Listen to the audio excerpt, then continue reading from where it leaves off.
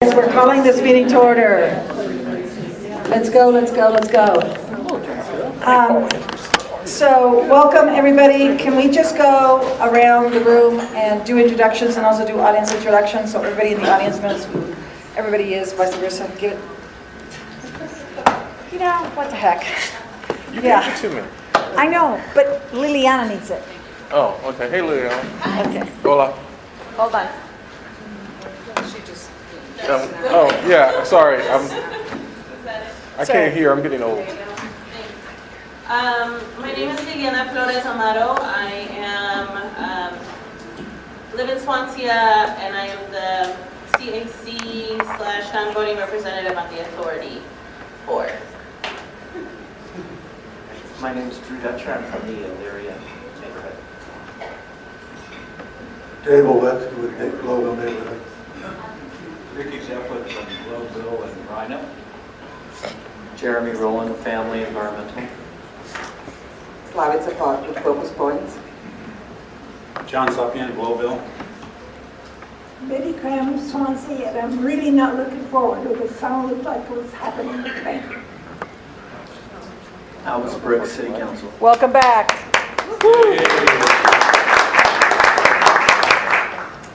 I'm Brad Dodson with the Mayor's Office at the National Western Center. Liz Adams is sitting right here.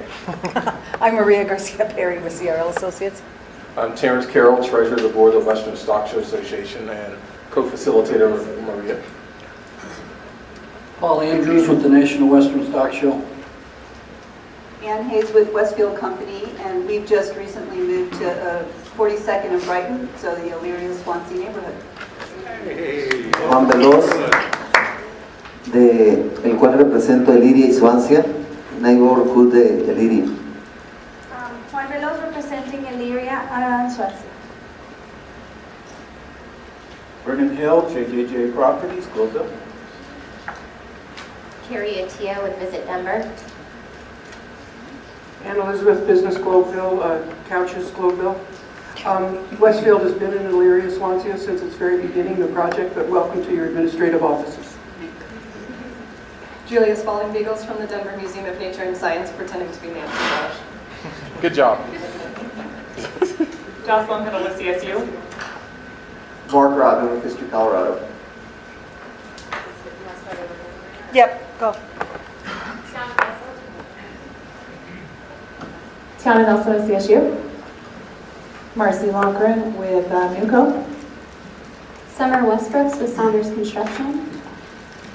Jenna Espinosa, Communications Director for the Mayor's Office at the National Western Center. James McQuarrie with Metro Wastewater Reclamation District. Kelly Merritt, Metro Wastewater Reclamation District. Nancy Grandis Jones, JJJ Properties and Globeville Civic Partners. Lauren Snyder, JRL 51st Street and Global Civic Partners. Yours known, I live in the Berkeley neighborhood. Susan Aldretti with Councilwoman Ortega's office.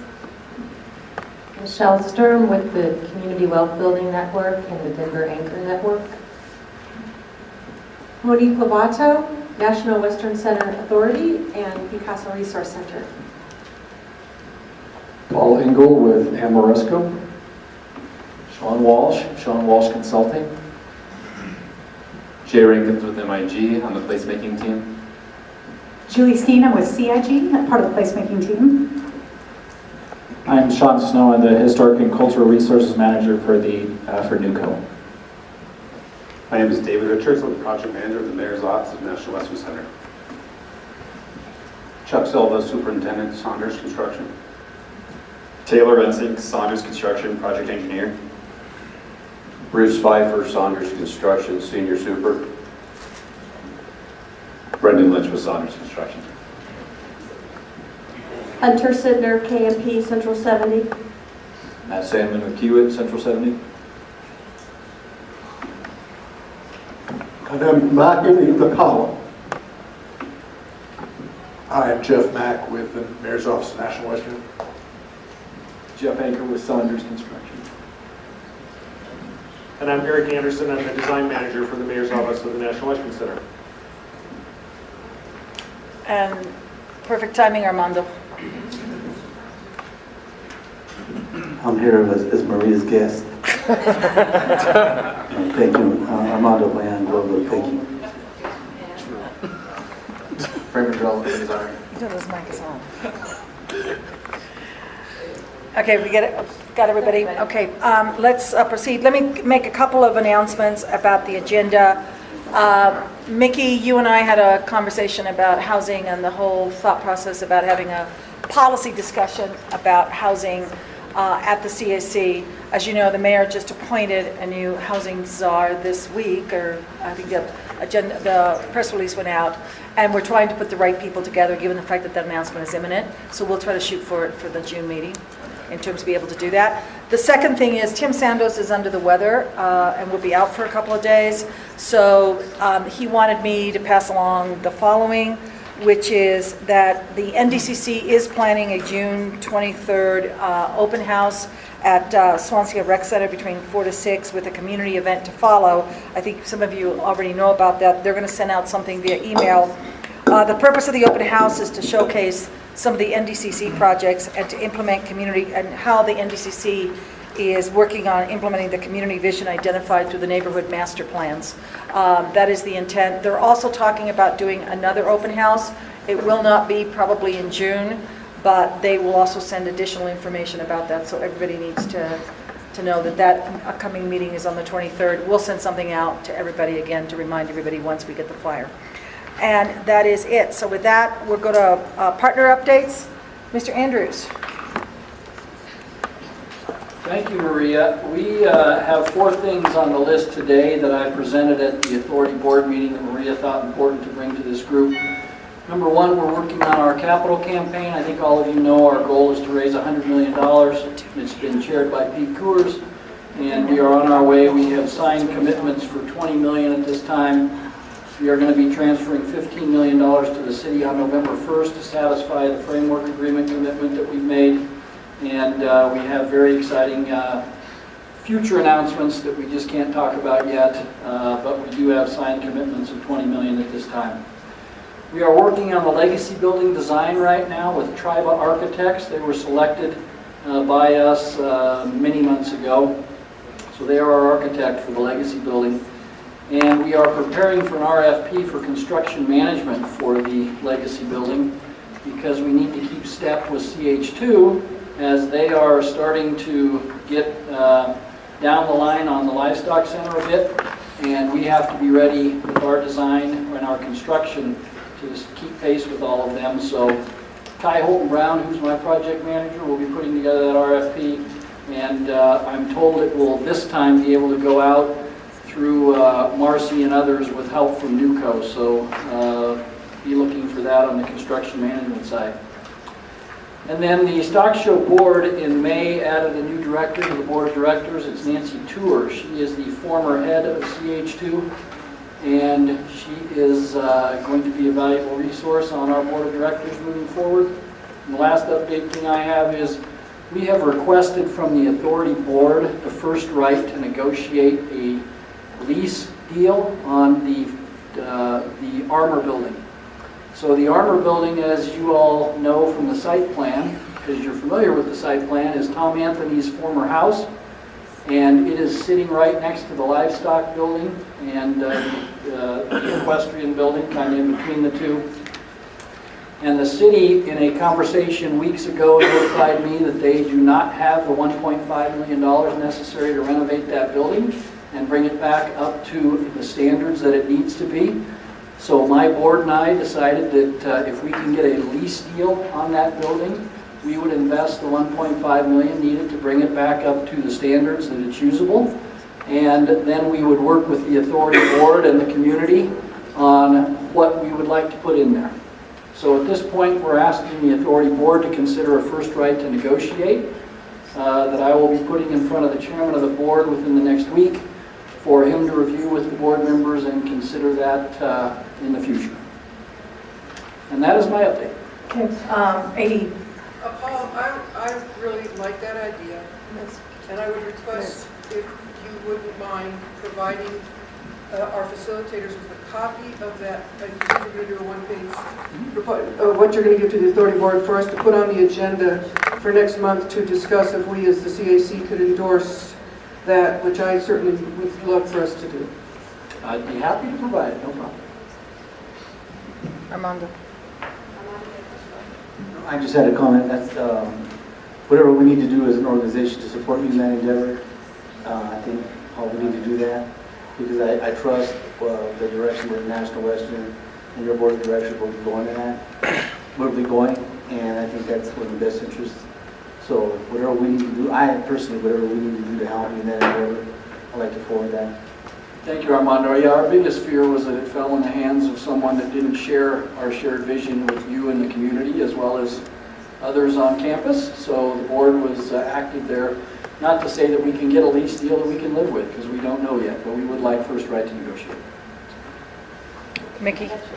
That's the first time I've seen the new building. Wonder whether we will have an opportunity as the campus develops to get a preview and to comment on what's happening with each of these buildings and the choreography of how one goes through the campus. Just came to me as somewhat of a surprise to see kind of a finished rendering of a building the first time it had appeared before, me at least. As part Mickey, are of you referring to the Legacy building Yes. and the model?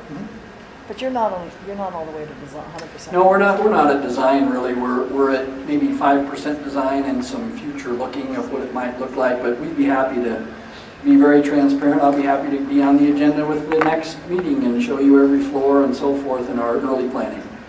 Yep, no problem.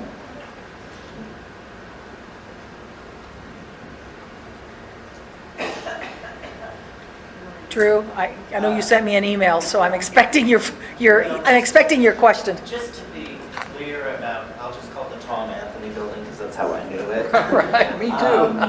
I kind of miss those days there at Tom's, but so the city bought that, right? It belonged to the city, but the city didn't have 1.5 million to renovate it, so that's why you're stepping in. You know, it still belongs to the city, and I think it will belong to the city, but there's going to be a lease agreement that's going to need to be made where the revenues flow to the authority. So we, as Stock Show, have said, we know the city in the current budget does not have the 1.5 million to renovate it. They just don't have the funds. We would put up those funds as part of our fundraising and then sign a long-term lease, if we can get to that. So that's what we're asking for, is the first right to negotiate that. Okay, because I just as I speak as sort of a citizen, that it kind of belongs to the citizens of Denver.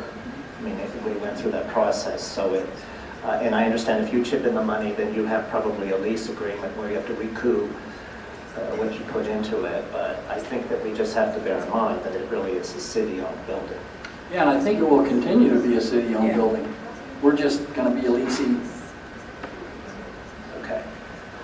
Okay, and then also in the Legacy building, the tribe that was selected, that was just, you just selected them, I mean, because I mean, the Western Stock Show Association is a separate entity, so, right. And it is your property.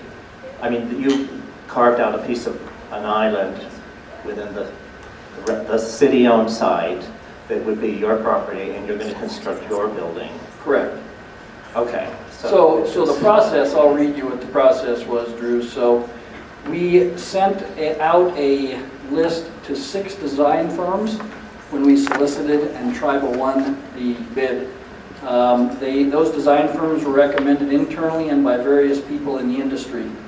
She wasn't allowed to post on the city's website Workforce Denver, since that is for city projects only. That makes sense, yeah. But again, moving forward, I think NUCO has really stepped up and through Marcy has said that maybe in this next round, which is going to be project manager, construction manager, we can post through a different process, so we're working with them to do that.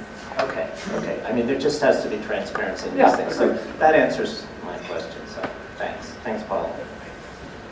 Any other questions for Paul? Okay, museum? Which museum would like to go first? Ladies first. Yeah, listen. I'll just add a quick update to the updates that are on the handout. We actually have more summer camp spots to fill. So if you know kiddos in the GES neighborhood who want to come to summer camp at the museum, we still have spots. And it actually, so summer camp starts Monday and it goes all the way through August 10th. And they're by week. So yes, thank you so much, Ages. Full day camps are available for GES, and it's we have K through 1, 2 through 3, or 2nd through 3rd, and 4th through 6th. So kids have to be 5 or going into kindergarten, and they age out when they're going into 6th grade. So you can let me know, or email Nancy, or anybody at the museum if you have their contact information, and we'll hook you up. Thanks. What? I got a couple questions. So, goodness gracious, how many spots do you have? So we had set aside 112 for GES Coalition this summer. And those are 100% scholarship spots. We also do just... But how many do you have empty, I guess? Yeah, I think we're about half full. I don't have an exact count right now. Okay. I'll get in touch with you. Sounds good. Cole students that live in GES, Swansea students, Garden Place, have all been asking for, especially for their low performing kids, that they be in some of these camps, so they've been asking us. And so this is shocking to me to hear. We did work with Garden Place and Swansea Elementary to try and fill the spots, and with focus points, thank you very much. Okay. So we might maybe like 3/4 full, but I know we haven't used all of them. Wow. So. And we do have additional scholarship spots available on top of those that are need-based at 50% or 100%, depending on household income. What's up? Thank you. All right, History Colorado. Sure. First thing I just want to mention, as you saw in the bullets, the points that we had on here, one of our curator of artifacts met with Betty Cram and did an oral interview, and she was totally fascinated with you, Betty, and had a great time interviewing. So thanks for your time, and we're going to be able to use that information to talk about the history of the neighborhood and what's been going on around here. We're working on getting it edited and getting it so that you guys can take and listen to it, so we'll let you know how that's going to work in the future. The one thing that's not on here that I do want to mention real quickly is that the historic preservation tax credit that we had for the state was set to sunset on December 31st, 2019, which was bad news for anybody that had a long-term project, and that included the projects here at the National Western Center when we're looking at the historic buildings. Well, yesterday, the governor signed a bill that reauthorized that credit through 2029, so we're very, very excited about that. That's something that we can make use of all across Colorado, and again, here at the National Western Center. So, Paul, if you guys get to the Armor Building, we'd love to talk to you about those tax credits. So, thanks a lot. Any other questions for the museum, for History Colorado? Great. Just maybe something that somebody else is giving a report can comment on.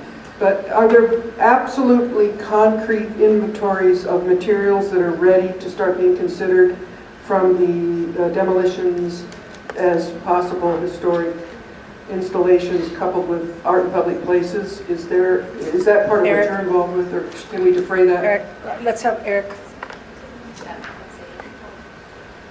So we have done almost all the yards cataloging of all the wood, the locks, the hinges, the gates, all those things. And so we have marked those, and that information will go into the demo package that Saunders is doing for when the yards gets dismantled. All the things on that list get saved and stockpiled and cataloged that can then be reused in the buildings, in the site design, in public art. And we're going to have a big boneyard full of lots of things.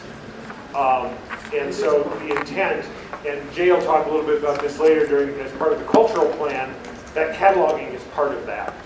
All right, so we have this inventory of things, and it's certainly our intent to use as much of it as possible.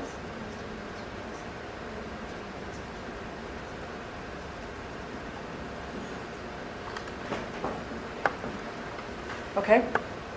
All right, so next, we've asked Jocelyn to do a more robust program update on CSU. Mickey, part of it, the conversation you and I had about what was really happening.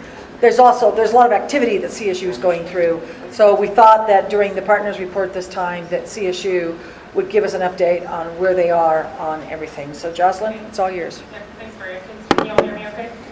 Yep. Yes? Okay. So I'm going to go through very quickly, but do stop me if you have questions. Some updates on where things stand with the CSU facilities at the National Western. Some really exciting things have been happening, so I'm excited to share our progress with you. Again, do stop me if you have any questions or comments. So some of this will be a reminder for you all, and some of this is a little bit new. So first off, just a reminder of what we are intending this presence for us at National Western to focus on. Some of it is what a lot of folks really know CSU for, our work around food and agriculture and food systems. But that really extends and overlaps with a lot of other subjects that CSU is also really strong in. And we're excited to bring in other partners who are really strong in these areas to showcase the work that we're doing and how we're being innovative together. So really food is at the heart of it, but how food intersects with water, with energy, with the environment, and with health. And when we talk about health, we mean both human and animal health, and really environmental health as well. So just a refresher again about our 3 facilities that we are building at the National Western.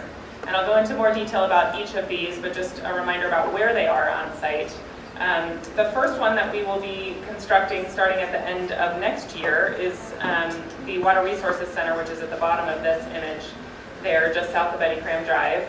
And again, I'll go into more detail, but that is really intended to be a highly collaborative space, but also as our first facility at National Western, a highly community-focused space, a lot of space that's really tailored for K-12 education, that's open for the community to use, and I'll tell you more about that. The second facility that we will be building, which we will break ground on according to the current schedule in just after the 2020 stock show, will be the animal health facility, which is just to the north of the Water Resources Center on the other side of Betty Cram. This has a number of different programs in it that are all focused on animal health, but also again with a K-12 educational component to them. So the Water Resources Center, as our first facility, has really been a lot of our focus over the last 2 years or so. We were lucky enough to have Denver Water come to us and say, hey, you know, we were thinking about doing some similar educational programs with one of our new facilities. Why don't we think about combining? And so, as I think you all know, we have Denver Water as a partner on this facility, and they will be building their compliance laboratory there. So this is where they take samples from around their service area and test them, and that will be happening here at National Western in collaboration with us.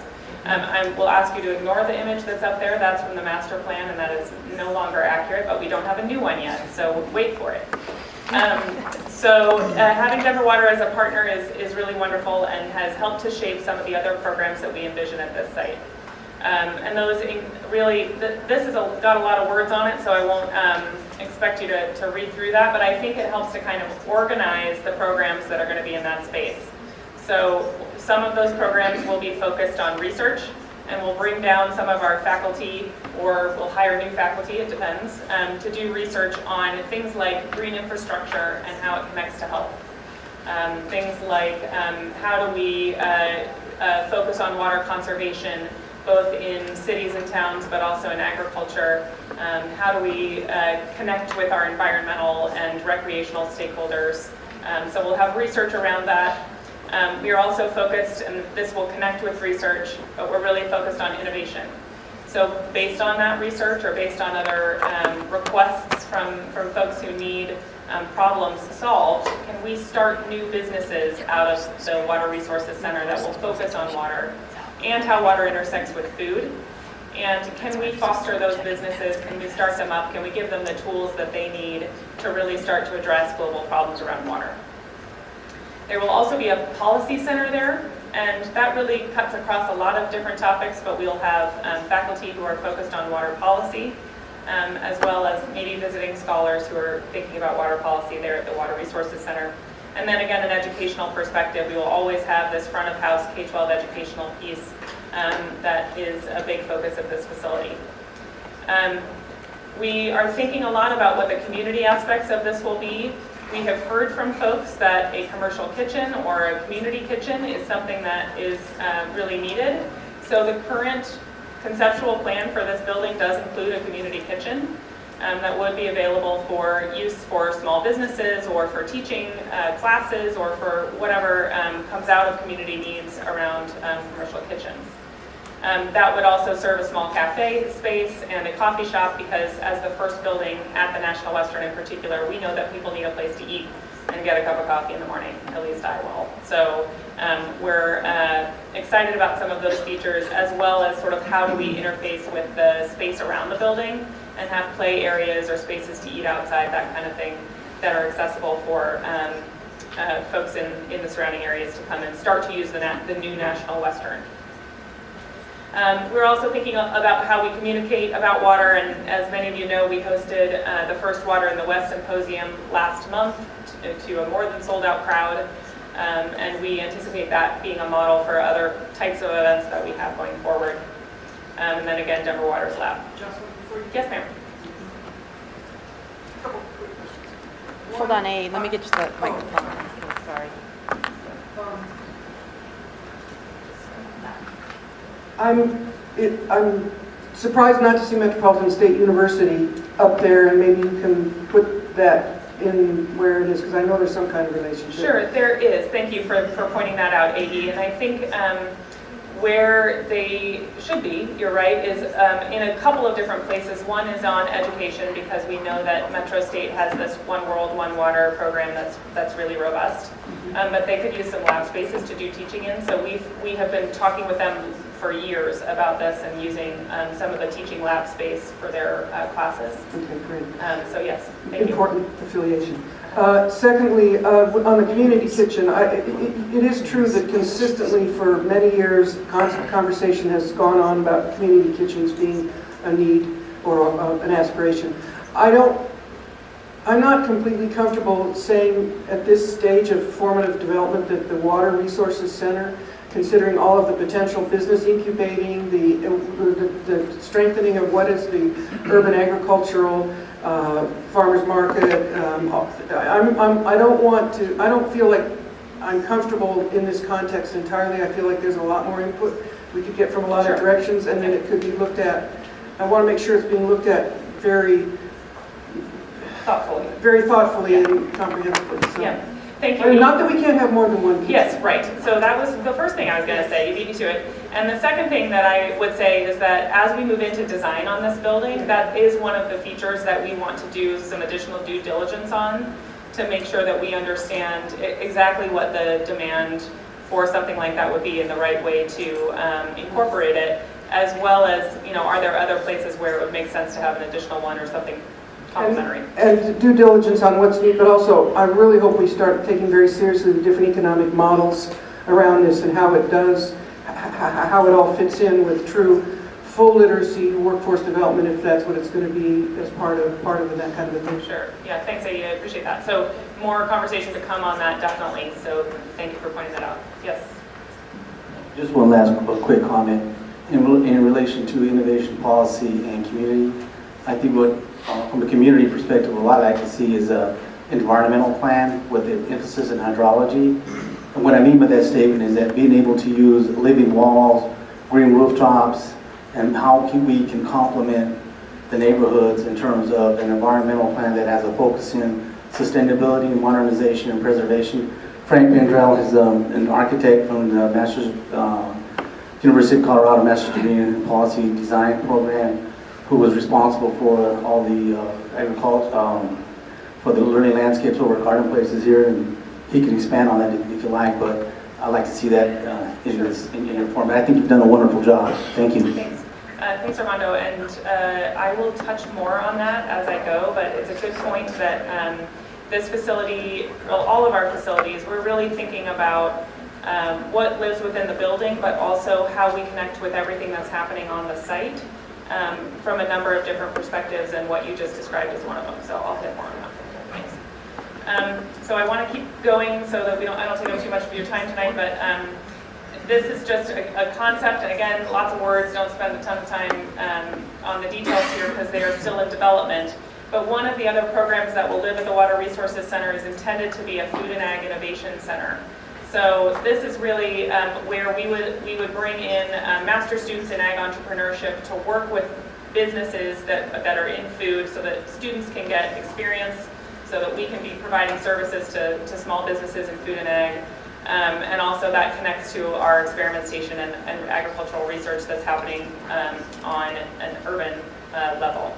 So I mentioned these things, and we already had a conversation about the community kitchen, but you can imagine, we want to sort of keep things within a theme. So not saying that we would have exactly what you see there, that's Union Station splash pad, you're probably familiar with it, but something that does sort of focus on the themes that are inside, but allows people to interact with the building. The second facility is, and I'll just mention in terms of an update on the Water Resources Center, this is in your packets also, but we had 17 different architectural firms bid on design for that building, which is phenomenal. No one has ever seen that before that is on that team. So while it took us a long time to read them all, it was an excellent problem to have, and we had firms from around the world even who were looking at this. So that's just to say that I think this is, I mentioned this last month as well, I think that this is just a sign of what's to come. The world is looking at the National Western, and people are excited to be a part of it. So the phenomenal response we got, that's just a taste of what's coming. We did shortlist. 4 teams have been shortlisted. We will be interviewing them at the end of June. We'll let you guys know, obviously, as soon as a team is selected, who that was. And then a lot of these questions that AE has brought up and others, we will get back together with you all once that design team is selected to get more in the weeds on the details. Mickey? Could you tell us a little bit more about the education? How many students you have? Are they going to be part-time at CSU coming here? Are they going to be living here? And the numbers and how big is this facility? The Water Resources Center is about 154,000 square feet at this point. And in terms of numbers of students, I can give you a bit of a guess, because some of these programs are new. So the Masters in Ag Entrepreneurship is a new program. And I would anticipate we'd have, say, not as many at the beginning, but maybe 20 students or so who are enrolled in that. We might have another 20 students who are in a different master's program here. So those students would be there, some of them may be also non-traditional degree programs where they're working during the day and they're at night. So it's a little bit hard for me to estimate at this point, but I would say we have anywhere from 30 full-time master students on site at any given time up to 100, and there are more students with the other facilities as well, veterinary students and others. So it's still a little early for me to give you a really hard estimate, but a significant number. So the degree they get is a CSU? Correct. Yes, that's correct.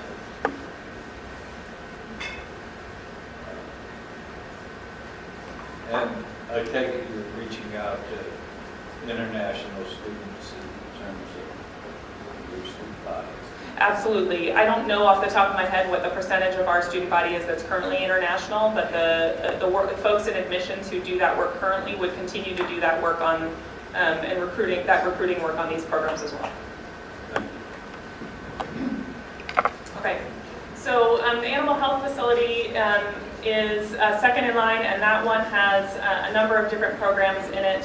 One is equine sports medicine, where veterinarians will treat, and not just CSU veterinarians, but any veterinarian who is hired to be part of one of the events at the National Western would provide sports medicine treatment for on-site equine athletes. It will also include space for the Temple Grandin Equine Assisted Therapy Program, which currently is already running here out in the yards. Maybe you've seen it out there. Space for them. As well as a small animal community clinic that is geared toward donor-subsidized veterinary care for qualified families, and again, some educational facilities.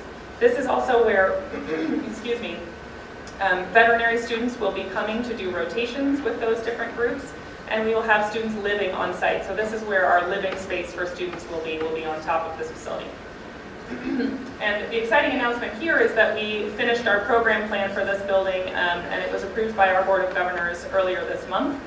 Again, I will ask you to look at this, but not take it too seriously, because this is these are conceptual renderings of what the site might look like. This was really our first step to make sure that it would fit on the site that we had and to start to put the pieces together. I don't think you can even see that very well, but I'll show you a couple more sort of layouts that give you a sense of what this will be. So because I'm just, yeah. While you're showing us, what's the residential facility in Petland? The residential facility will be for our students. It's essentially sort of extended stay apartments. Student housing. Yeah, for the veterinary, primarily for the veterinary students that are going to be here doing on rotation. So it'll be short term. They'll be here for 2 weeks, a month at a time, or maybe sometimes 3 months. Yeah. Petland is. Pet aid. Oh, that's Pet Aid. It's Pet Aid. Okay. How many units are you thinking about? We are thinking about 30 beds. So that is in a combination of singles and doubles. Maybe you could use that list. Oh, thank you. So I know you can't read this, so I'll just give you a little bit. We have two different arenas that will be used for sports medicine and for equine assisted therapy. These are all sports medicine facilities there. Those are the barns for the Temple Grandin horses to be in. This is the small animal clinic where we would be providing those services. And then the yellow you see is sort of some of the educational pieces that are filtered throughout. So you have students who come through, who can look out into these arenas, who can look into the active small animal clinic, and be able to see people who are actually working in real time on real animals, and be able to see that with the intention, as I feel like I say a lot, of getting kids interested in careers they may not have thought of for themselves. The second floor of this building, again, all conceptual, really is more classroom space, office space for the folks who are working in that building, with again some educational space that would allow you to look out into the arenas. And then that's just the third and fourth floor where you've got some dormitory space, or there's more like small apartments. So any questions on that? Yes, sir.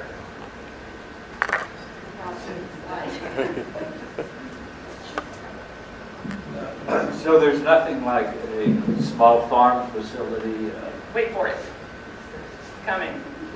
Okay. Okay. Hang on, Mickey. Any other question on the animal health? Well, I guess maybe it's connected to the other one, is really the opportunity for the children in the area to participate in the animal as well as water program. Yep, sure. So the educational pieces that are part of the animal health facility are really geared toward kids.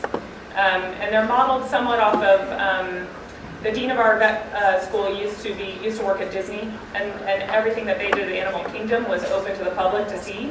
And so his vision is really that kids can come and watch and do mock veterinary things and sort of do a pretend exam, play vet for a day, and also see and meet real veterinarians who are doing actual work there. Same with the equine side and the small animal side. When we talk about the CSU Center, we get a little bit more into kind of the farm atmosphere and where kids could interact with livestock or chickens or goats. So that's definitely a component of something that we're thinking about for the CSU Center, but the animal health is a little bit more sort of medically oriented, if that makes sense. Okay.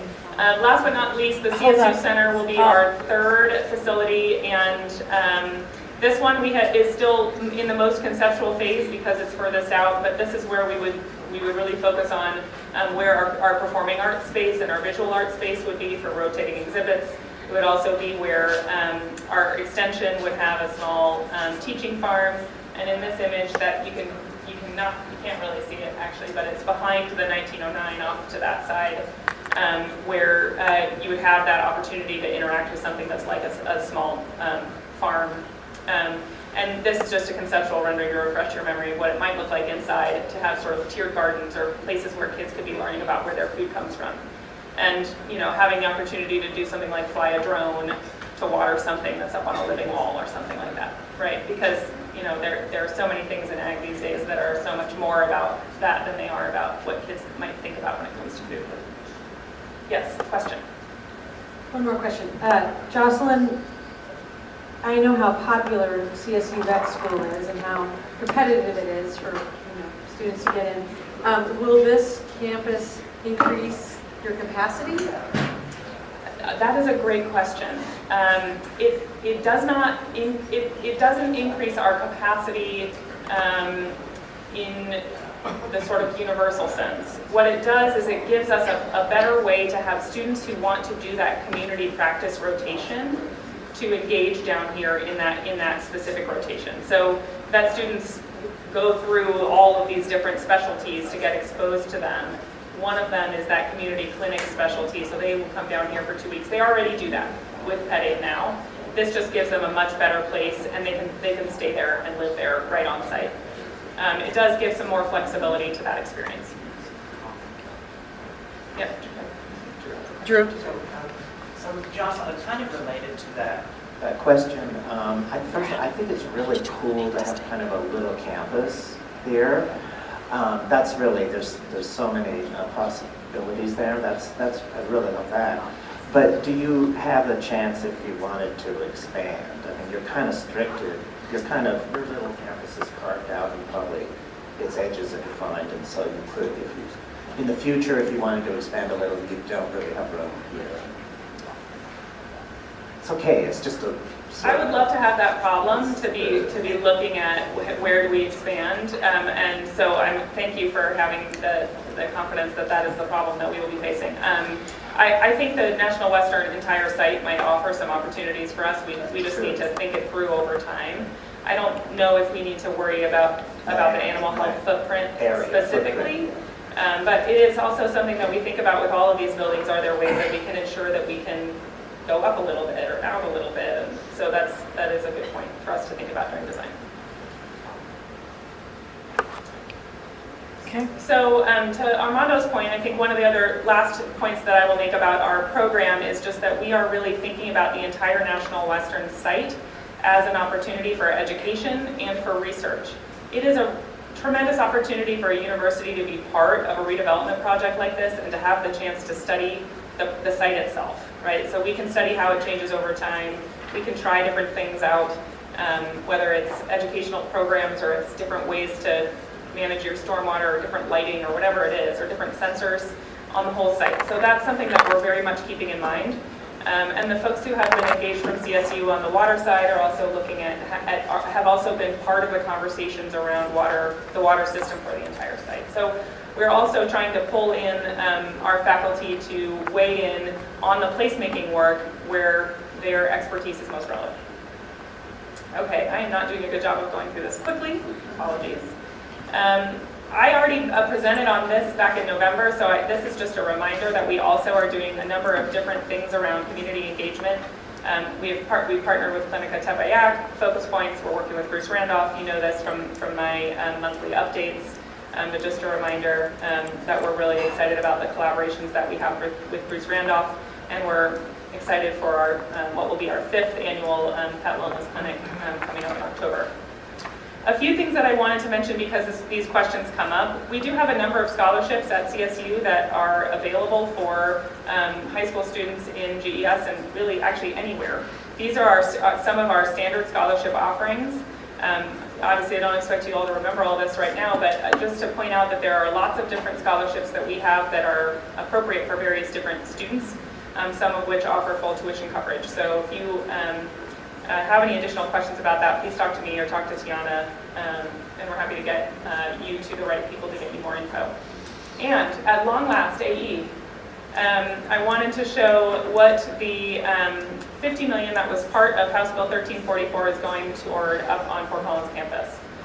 So as you know, that legislation allocated $200 million to our facilities at National Western and $50 million to affiliated facilities up in Fort Collins. These are the 3 facilities. The first is a health education and outreach center. The second is our Translational Medicine Institute, and this is really making the connection between human and animal health. And the last is our Equine Veterinary Teaching Hospital.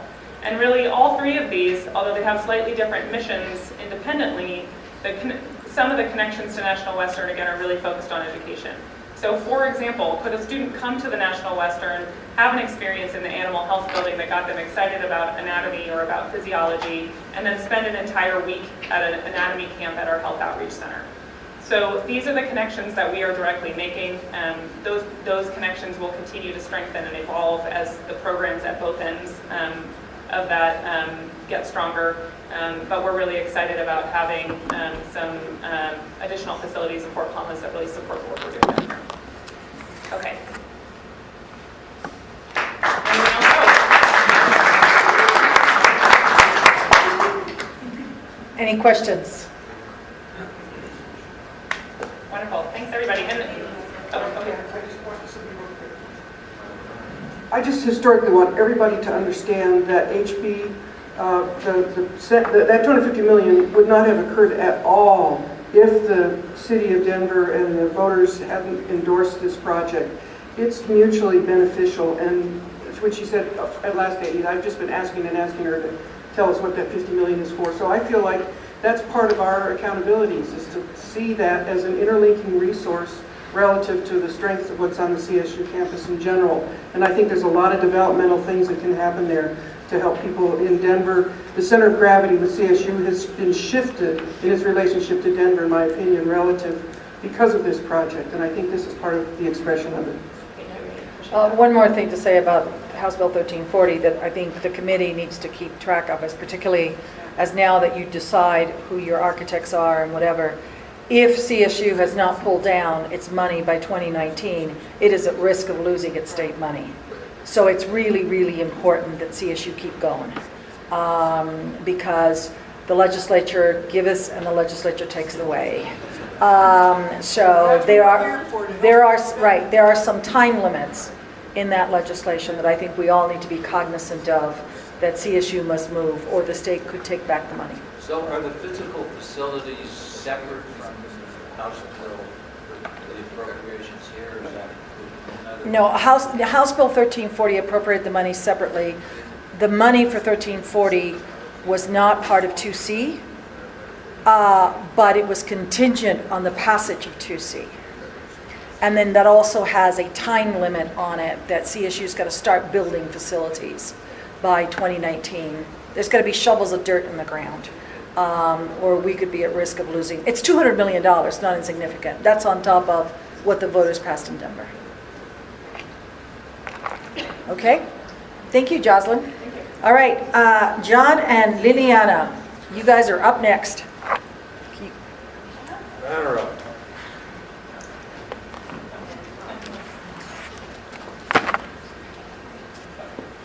Liliana. Go ahead.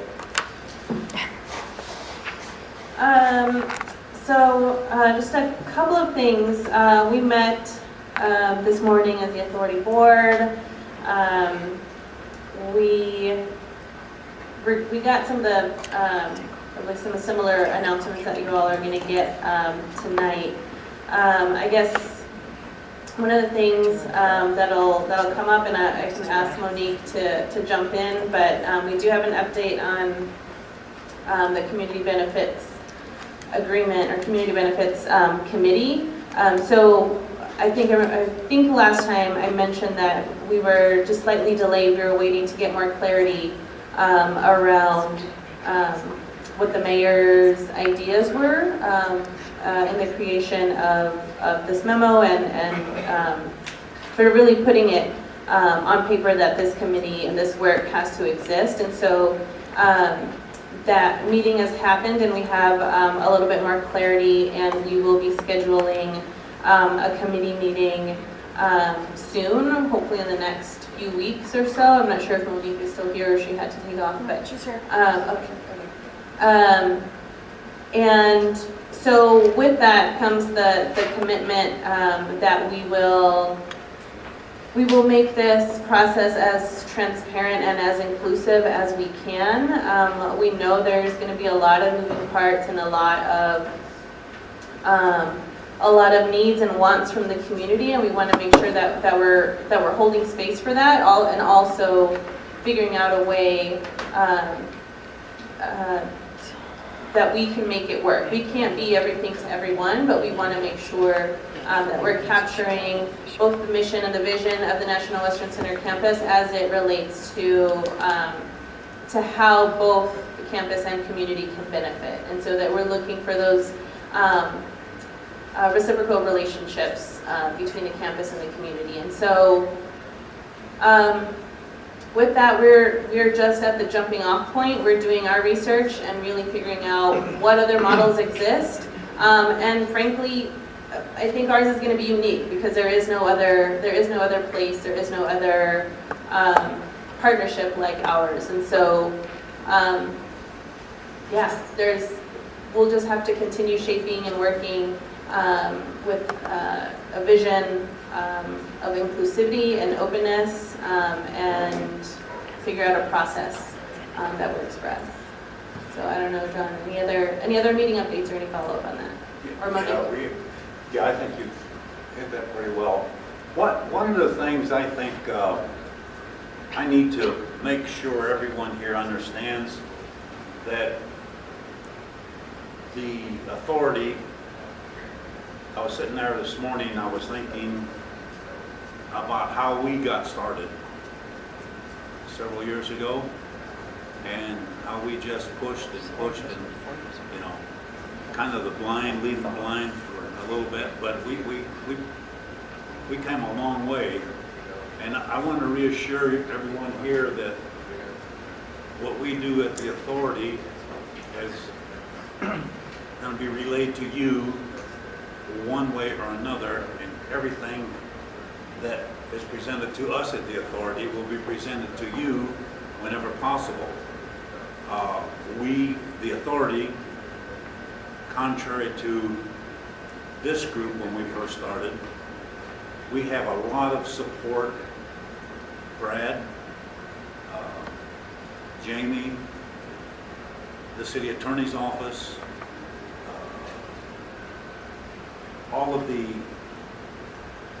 people involved in presenting what's presented to the board, they're going to present it to you as well. And you need to try and convey to us, Paul, myself, Liana, that we need to maintain that link. It's very important that we maintain that link of confidence, sense of progression, and eventually accomplishment. The effort now, I think, is to hire the executive officer for the authority so we can get moving on that. That's coming very, very soon. Paul, do you want to say a little bit about that? So we are interviewing 4 candidates Thursday and Friday next week. And those candidates were selected out of a pool of 12, and then we're going to supplement that those candidates with another list that me and the selection committee are developing separately. So the first 4 interviews are the end of next week. And also so important is the campus placemaking. And I was going to kind of relay to you what was presented to the authority this morning, but Kurt's here, and I would rather have you get it firsthand instead of having me misinterpret or give you my interpretation of what I heard. So I think that would be Eric. You just changed Eric's name. Kirk, I'm sorry. Kirk, That's okay. It's close. It's close. Yeah. It's Wakandan for All right, Eric, they have copies of the program update, program plans. Do you want me to talk about that now? Yes, please. Yeah, Eric, you know, I think, and again, I want Kirk, whatever. Yeah. It's important that this group try to bridge that broad sense of understanding of what's being presented and how we're going to go about doing it. The burden is going to be on authority ultimately, but your input, I think, is the nourishing factor that's going to keep the authority moving. And I want to make sure that what I do as a member of the authority reflects a lot of your feelings and a lot of your concerns, but mostly your sentiments about what we've been able to do so far, but what yet to be accomplished. So with that, why don't you proceed? Anderson? Sure. That's exactly what was given to us this morning. So this morning, and actually last month at this meeting, Jay gave an overview of something called the Public Space Programming Document. And if you remember back to the scope of services that Campus Placemaking is doing, in Task Order 1, they have a program refinement piece. And that's basically identifying uses and space needs specifically for all the buildings, but also for the public space, okay? And so we presented just briefly a draft of that document, which you have in front of you tonight, this morning to the authority board, because they will eventually be responsible for programming all the site, and we want to get input in that. The document that you see in front of you has been developed by the team through numerous interviews, and past information from the project, from the master plan, has been brought forward to put into this. This is really it's not exhaustive, but it's a big list of things that could happen here. It's really going to be up to the authority to then focus those and get down to what really is going to happen as part of this. But this is the starting point for that. And so Jay's going to talk a little bit about it later when he talks about the campus cultural plan. But we want to have an in-depth work session with you on this document for the public space programming and walk you through it and get more ideas from what's out there. And we'll probably tie that with the campus cultural plan discussion. So, here you go. If I might, at this point, this morning I saw his rendition here, what he presented to the authority, and I raised some concerns. And as I was raising those concerns, I was thinking of several individuals: Armando, Vern, Mickey, Drew, and expressed concerns that you relayed at one point or another about the drainage, about the impact on the neighborhoods, about the possibility of the preservation of the old livestock bridge. Vern, you have a special interest in that, and I want to reassure you that's going to be constantly reflected. The old Armor's office building and the water tower. There's impacts that are measured by different people in different ways. So I want you to be rest assured that the authority is going to be constantly looking at these things, and we're not going to just dismiss any concerns that you might have. That they're going to I personally will make sure that we carry those forward, and have to come back to you and ask you about it, we will. So, Drew? Just a question for Eric? No, Drew. Thanks, Liz. A question for either Eric or Jay. Is this how, this is going to be developed, this is a work in progress, and we're going to continue to discuss it. That's just my concern, that we will, because I see just one thing standing out that I've talked with you about, that I don't see, it needs to be addressed, and that, namely from the station stop of the North Metro train to get to the 51st Avenue Bridge. I don't see that connection as a public space. It's just not in this diagram, and I know it's a plan, it's God's view, but I just don't, I see a tiny little skinny little path. So I just want, what? Page number?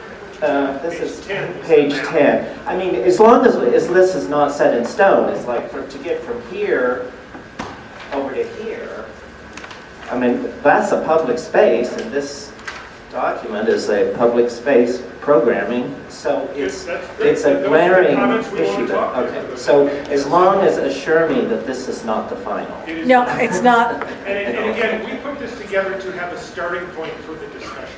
Okay. All right, and so, we have to keep moving forward, but we definitely want to get comments and get this thing up to snuff. Okay. Drew, I think you can also rest, and Eric and I talked about this today. The authority had its third meeting today. Agendas are not quite flushed out for what the authority is doing. We have to create a rhythm. We have internal CAC agenda setting meetings, and I think it's going to be really important that we're very cognizant of what the authority is doing to make sure that if anything is public, that it doesn't go, the authority is going to meet on the same day as the CAC, and it's not going to be acceptable to have the authority get a document and expect to be acted on, and the CAC meets that night, and then it's a fait accompli. And again, we didn't ask for an action. I understand you did not ask for an action, but I think we need to make the linkages to make sure that we have a integrated thought process of how these public, because once it got issued today to the authority, it's a public document.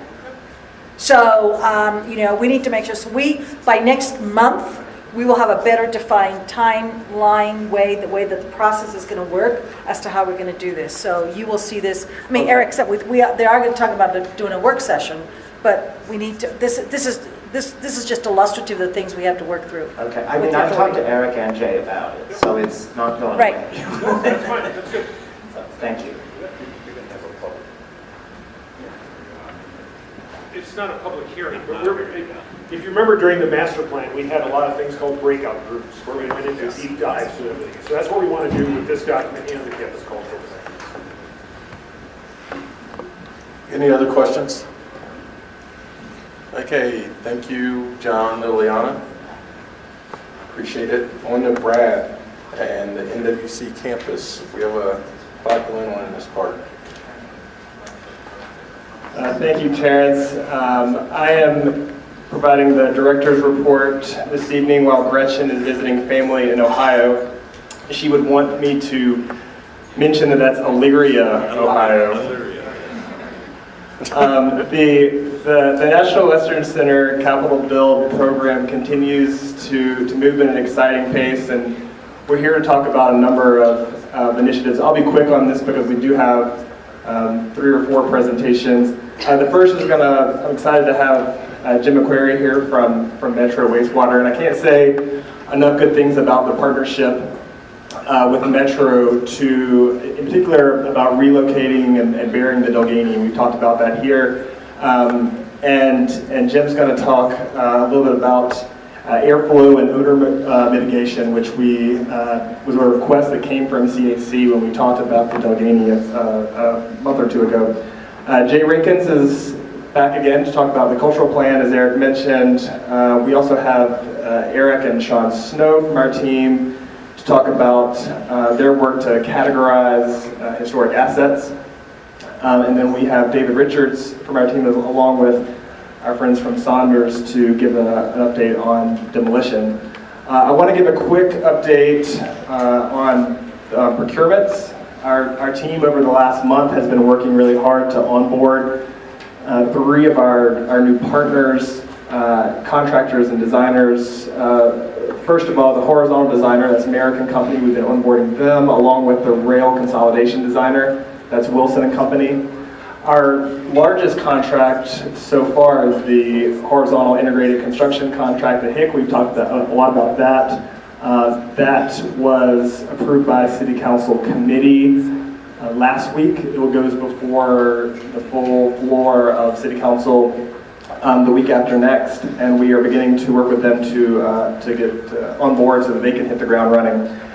You will also see later this summer a debt issuance from the city. This is a $300 million debt issuance of new funds that are supported by the 2C ballot measure. So that's the excise tax that was approved by voters in 2015. This will support the work of the horizontal integrated construction contract. So you may remember that we issued $200 million of debt in 2016. Those funds are being expended and expected to go through that 200 later this year. So we are going back to the market to issue new debt. You will see that coming forward, and we'll talk about that later this summer. As Jocelyn mentioned, this program just continues to have a lot of interest from industry and from the market. We have an RFQ that closed for the renovation of the maintenance and operations facility. That just closed last week. We had 8 responders to that. The district energy, the campus energy RFQ is out right now. The deadline for that is this weekend. We've had a lot of interest, over 300 downloads of that RFQ. We had 70, 75 people at a pre-bid meeting. And so we're just really excited about the attention that has gotten. It's also been publicized in a couple of the alternative energy trade magazines. And so we are getting attention, not just locally, but really nationally on the opportunities around campus energy. Before Jim comes up, I want Marcy to talk a little bit about upcoming contracts as well as a construction update. Thank you, Brad. Again, Marcy Lochran. A couple of the procurements, if you guys want to take one of these and pass it down. I've put together sort of a procurement sort of schedule and what is everything. Because this year and next year, you're going to see a lot of RFPs and RFQs and designers and contractors. I broke it up into two kind of categories. And I know our horizontal portfolio manager, Sam Stevens, this drives her nuts because I put demolition and campus placemaking in the horizontal, even though that's not. It was just sort of what happened then and what's happening tomorrow, which is the vertical. The horizontal piece kind of outlines a lot of what Brad said is who's been awarded what contracts. It also talks about small business and minority goals that are set for each of those contracts.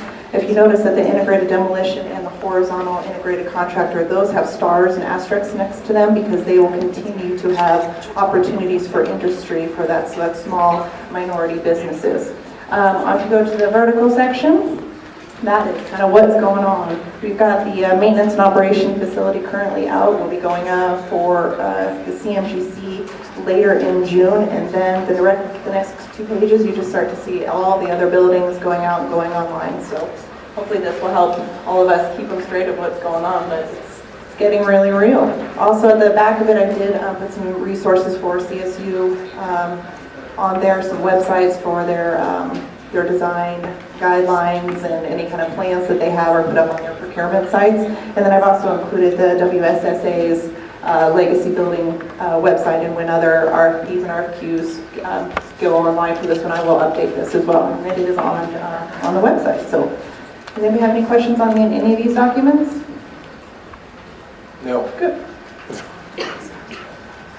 The next is the quick construction update.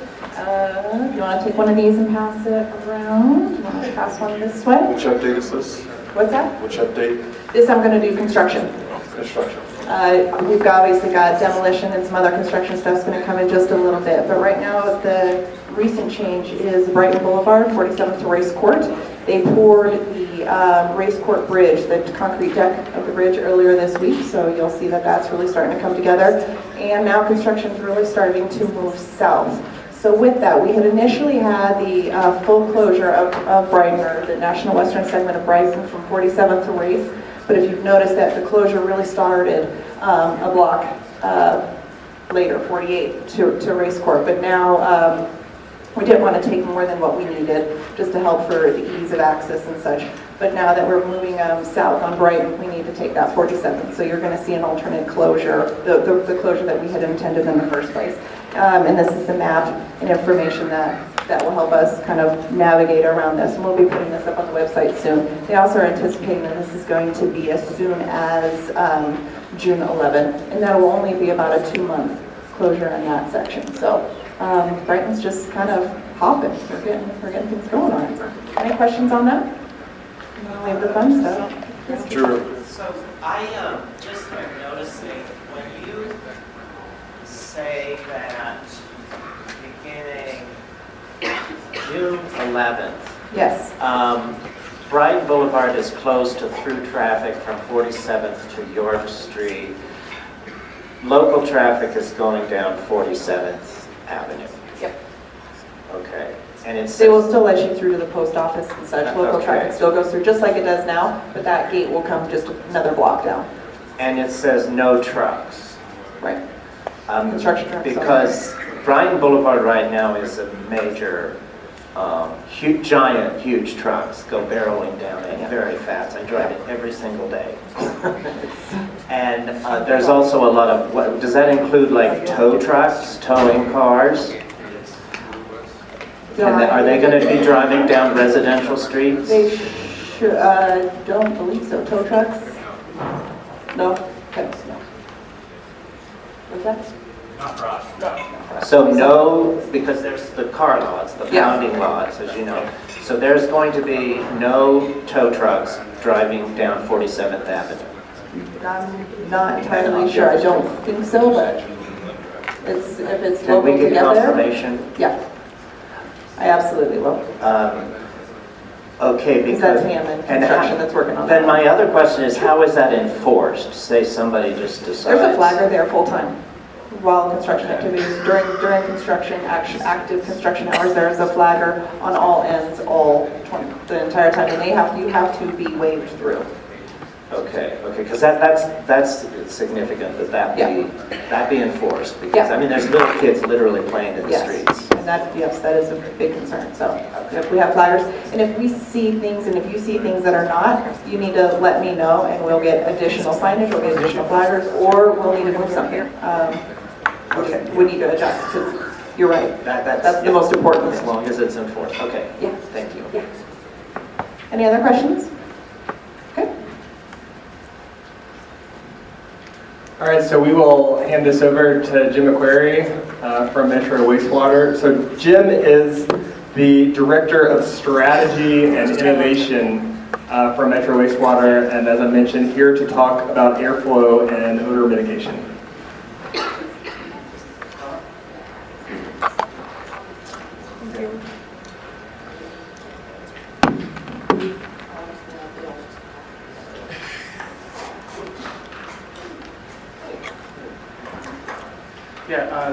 First I want to thank you for allowing the district to get in front of you tonight and tell you a little bit about us. I think it's important for us to tell you a little bit about us, how you're connected with us, and what we're doing about odors. My name is Jim McQuarrie. I'm the Director of Strategy and Innovation. I have Kelly Merritt in the room here. She's our Public Information Officer. And I guess the first question I'd like to ask this group is, who knows Metro Wastewater Reclamation District in this room? Who knows who we are? Oh, almost half the room knows who we are. How many people live inside the city and county of Denver? Okay. Well, we manage your wastewater every day, so that's who we are. Who knows that wastewater can sometimes create odors? All right, so we're all good there on that one. So this is a picture of what we do, and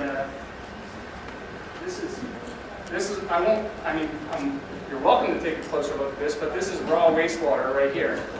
Okay? You see all the settled little solids on the bottom there? Don't pass it around. This is what we do, is we return this to the river looking like this. So this is before we touch it, this is after we touch it. Okay, so that's what we do.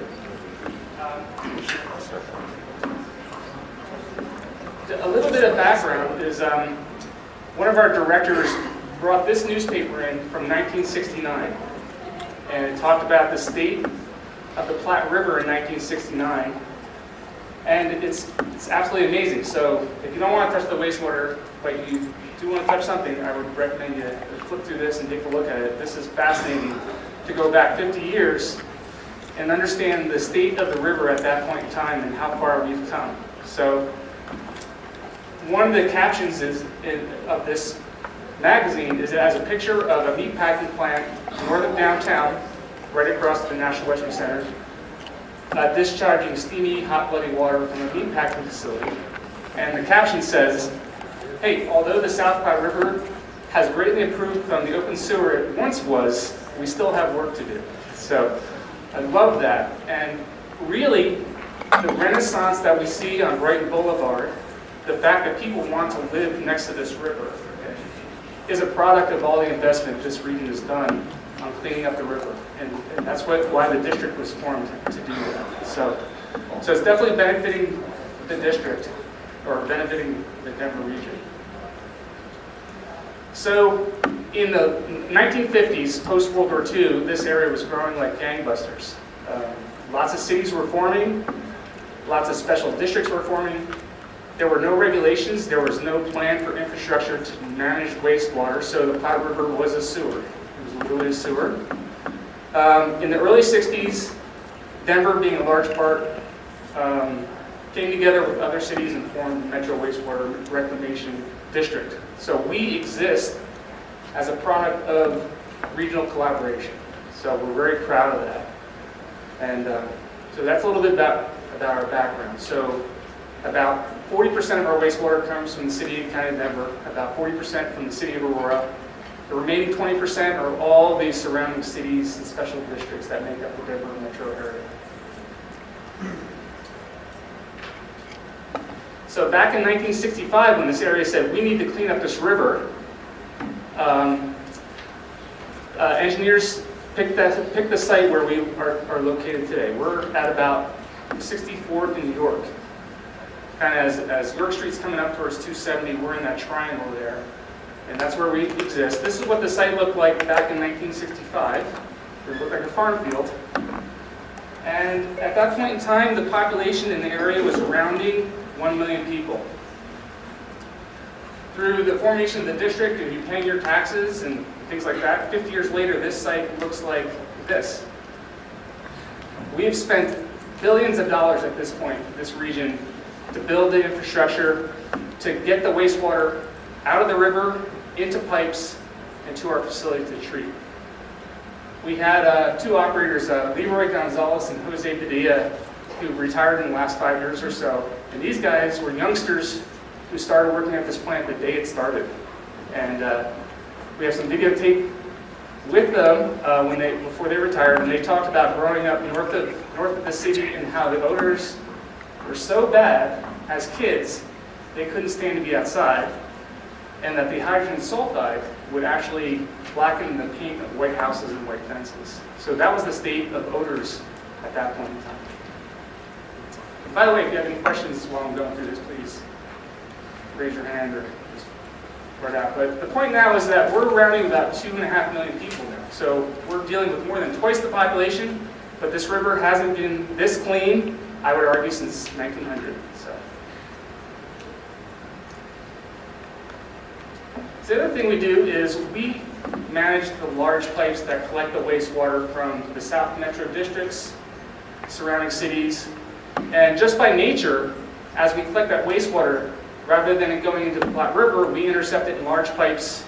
It conveys up through downtown Denver, comes up through North Denver, comes to our plant about 1.5 miles north of here. Here's a picture of a new pipe in the upper right-hand corner. But then there's this fascinating historical picture of the Delgany line coming north out of downtown, probably around 1910, 1920. And basically, the name of the game in sanitation back then was get the sewage out of your city, put it in the river, and make it somebody else's problem. So that's where things were at the time. So now I'm kind of drilling down to National Western Center and odors. So what I have here on the left are pictures of the sewer lines that cut across the National Western Center today. I don't know, has anybody ever noticed these pipes? They're pretty prominent, right? So I want to tell you a little bit about the history of why they are so prominent. Most sewer pipes are underground. Well, if you can look at this drawing, I have to step up the point, is back in the 1930s, that pipe that I just showed you was like, just get the wastewater out of Denver, put it in the river, and make it somebody else's problem. That pipe cut north and then dumped into the river right here. In the 1930s, the city of Denver built a Northside treatment plant that now I think it's called Northside Park. You know where that is? Parkville Sanguinet Park. Is that what it's called? Yes. Okay. I apologize for that. You're Googling it, we couldn't find the name of the park. Was that plant, you can actually see remnants of that plant still poking above ground. So when that plant was built, and it wasn't built to do a lot, it was built to just settle the solids out. They had to intercept this outfall going out to the river and put this really big flat pipe across the site. And then they actually had an aerial crossing. There used to be a pipe that went overhead across the river to just get that trajectory just well enough to flow by gravity into this plant. So that explains why this pipe is so flat and how it actually pokes out of the ground. Because They had point A and point B, and somehow they had to figure out how to get the flow. So they built really big flat pipes. So that is a little bit of the history of our involvement on the National Western Center site. Could I ask a question? Absolutely. I want to ask Dave how many times he ran across that pipe, as we did growing up. Now there's a catwalk on top of that. Yeah. It's easier to walk longitudinally on it. It's really hard to walk across it, right? Good way to get away from the cops, too. I bet. Nice little hideout on that side there. So this is what I-70 looks like cutting across the site there. This than he does. We put an interceptor underground in the late 70s. We built the second line in the late 70s, but because even in the late 70s, this area, we're still trying to get the wastewater to go to the wastewater plant and get the stormwater to go in the river. So that process of disconnecting meatpacking plants from discharging into the river, get the stormwater out of the sewers, that was a 20-year ordeal. Okay, so that's a little bit of the background about us. So in a large part, the investments we've been making for a long time actually have reduced odors significantly. I talked about the individuals who lived here as a boy who couldn't go outside because the hydrogen sulfide would burn their noses. I just wanted to kind of refresh on what does wastewater odor look like. And this is what it is. It's hydrogen sulfide. That's what we smell. It smells like rotten eggs. As long as it smells like rotten eggs, you know you're okay. If it gets in really high concentrations and you don't smell it anymore, that's a problem.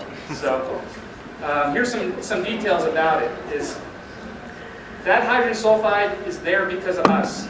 We eat proteins and amino acids, every one of us, and we excrete sulfur amines into the sewer. It breaks down into that hydrogen sulfide gas and smells like rotten eggs. The reason why it's noticeable is because look at the percentile concentration that you can smell it. I can't even count that far back in zeros, but it's 0.0000013%. If it's in that concentration in the air, you smell rotten eggs. So your nose is very sensitive to this gas. As long as you stay out of the sewers, it's completely safe. It's under ultra high concentrations that it becomes a help. Any questions about rotten eggs, sewer gas? Okay. So now I want to talk about what we're doing as good partners in the neighborhood, and something we're really committed to. We're on a course with a new manager where we want to embrace our role in society. We don't want to be hidden. We want to be known as a part of the society, a part of the one water cycle that Jocelyn talked about recently. So what we did is we developed a spatial database a few years ago. People are calling in. They're complaining about that sewer gas smell. We put their location in, the date, where they live, and then we developed this heat map. Okay, so this is survey data in a way about, do you smell rotten eggs or not? So then we just finished up a project last year where we took that information and then actually modeled wastewater conveyance in the downtown area. And you can see these circles here. There's two circles right in the center there, but basically what this is saying was we have 4 areas in our system where odors can be generated. And one of those areas is the Delgany line on the National Western Center. So we've identified that as one site for sewer gas odors that we would like to address. So last year we entered an MOU partnership with a bunch of folks to be a part of the Delgany relocation and the potential to recover heat from the sewers to heat the National Western Center complex. And in those agreements and in that partnership that we've been having, we've identified the most ideal place to intercept those odors and treat them so that their impact on the surrounding neighborhoods is further diminished. So what we've done as a group is located this little triangle where it says odor control here. So it's kind of ideal site for treating odors, intercepting odors, and it's also on the south end of on the site close to the I-70 complex. So it's very interior, away from a lot of the activities of the site and very far away from the neighborhoods, and for us, the best place to actually control odors. So you may ask, well, what does odor control look like? And it actually is not that exciting, but this is what it would look like. It would basically look like a fan and a concrete box, and that concrete box is filled with rock-like media that the bacteria grow on, and that bacteria actually consume the hydrogen sulfide so that you don't smell it, and it converts it into sulfur and water. So it basically takes that hydrogen sulfide, converts it into harmless chemicals. So that's pretty much it. I mean, what we've done really is over the last couple of years, is we've developed a roadmap. We are intentionally looking to minimize odors in our public spaces, in our transmission system, and at our plant. And now we're looking to integrate those recommended odor mitigation plans into projects just like the National Western Center. And we want safe work conditions for our employees, and we want to make sure that we are doing everything we can to minimize odor complaints from our community and develop a good neighbor status. And the timing for when this would go in is really going to be coordinated with when is it a good time for us to go into the National Western Center site after phase 1 and phase 2 and get in there and put that odor control system.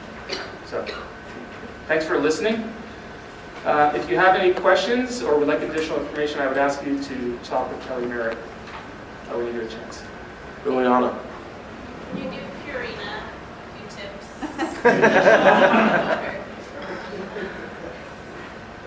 You bring up a very good point, and that is there's multiple sources of odors in that area. We wouldn't mind being a leader in terms of just saying, you know, we're going to address our contribution, and we hope that multiple entities in this area will follow suit.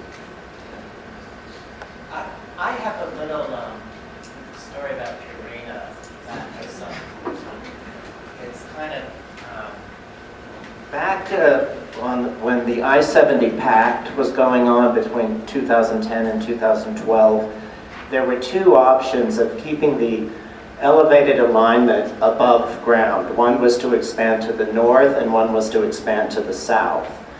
And the community really had a lot of support for expanding to the south until Denver Public Schools came forward and said, we will lose $1 million a year in school taxes. So that was just X'd right there. So so it was pretty much selected that we would expand the highway to the north. But one of the problems that the community said was, we really don't like that smell from Purina. And one of the agreements to save Purina, and I was in the mayor's office, and there was an engineer from Holland who had designed these scrubbers that are in dog plant factories all over the world, in Canada and Europe. And he had designed these scrubbers that weren't cheap. And I think it was a few $1 million each. And he explained what it would take to clean up the smell from Purina. And it was, I think, between $5 and $10 million. And this was supposedly an agreement, a tacit agreement with the mayor that it would be okay for Purina, their butt was saved, so to speak, if they installed these scrubbers. And they did a few of them, but they did not do them all. They did not totally do it, and I have never followed up on what was the agreement, why wasn't this fully put in place? But there was an agreement that Mayor Hancock was there at this time. This was in 2011. And I'd like to know somehow what happened to that agreement with Purina and the city to install those scrubbers. There is, I mean, that's a lot of legwork that I don't have time to do, but there was a plan to get rid of the Purina smell in Elyria and Swansea. That's probably a good question for Tim Sandos when he comes back.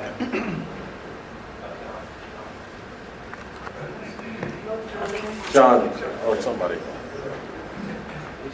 Are there opportunities for education? I mean, are you going to be able to participate, you know, at the site since you're a good neighbor, to provide, you know, work with CSU or to provide some opportunities for, you know, young people or outreach? Kelly Merritt handles our public outreach. She does a lot of work. It's especially during certain periods of the year where she gets in front of a lot of parties of children to kind of generally educate them about water and wastewater infrastructure. I'm very excited by some of the conversations we've been having with Brad and his folks about, once you guys, it's kind of funny, we don't want to crash your party, but we love being invited to your party.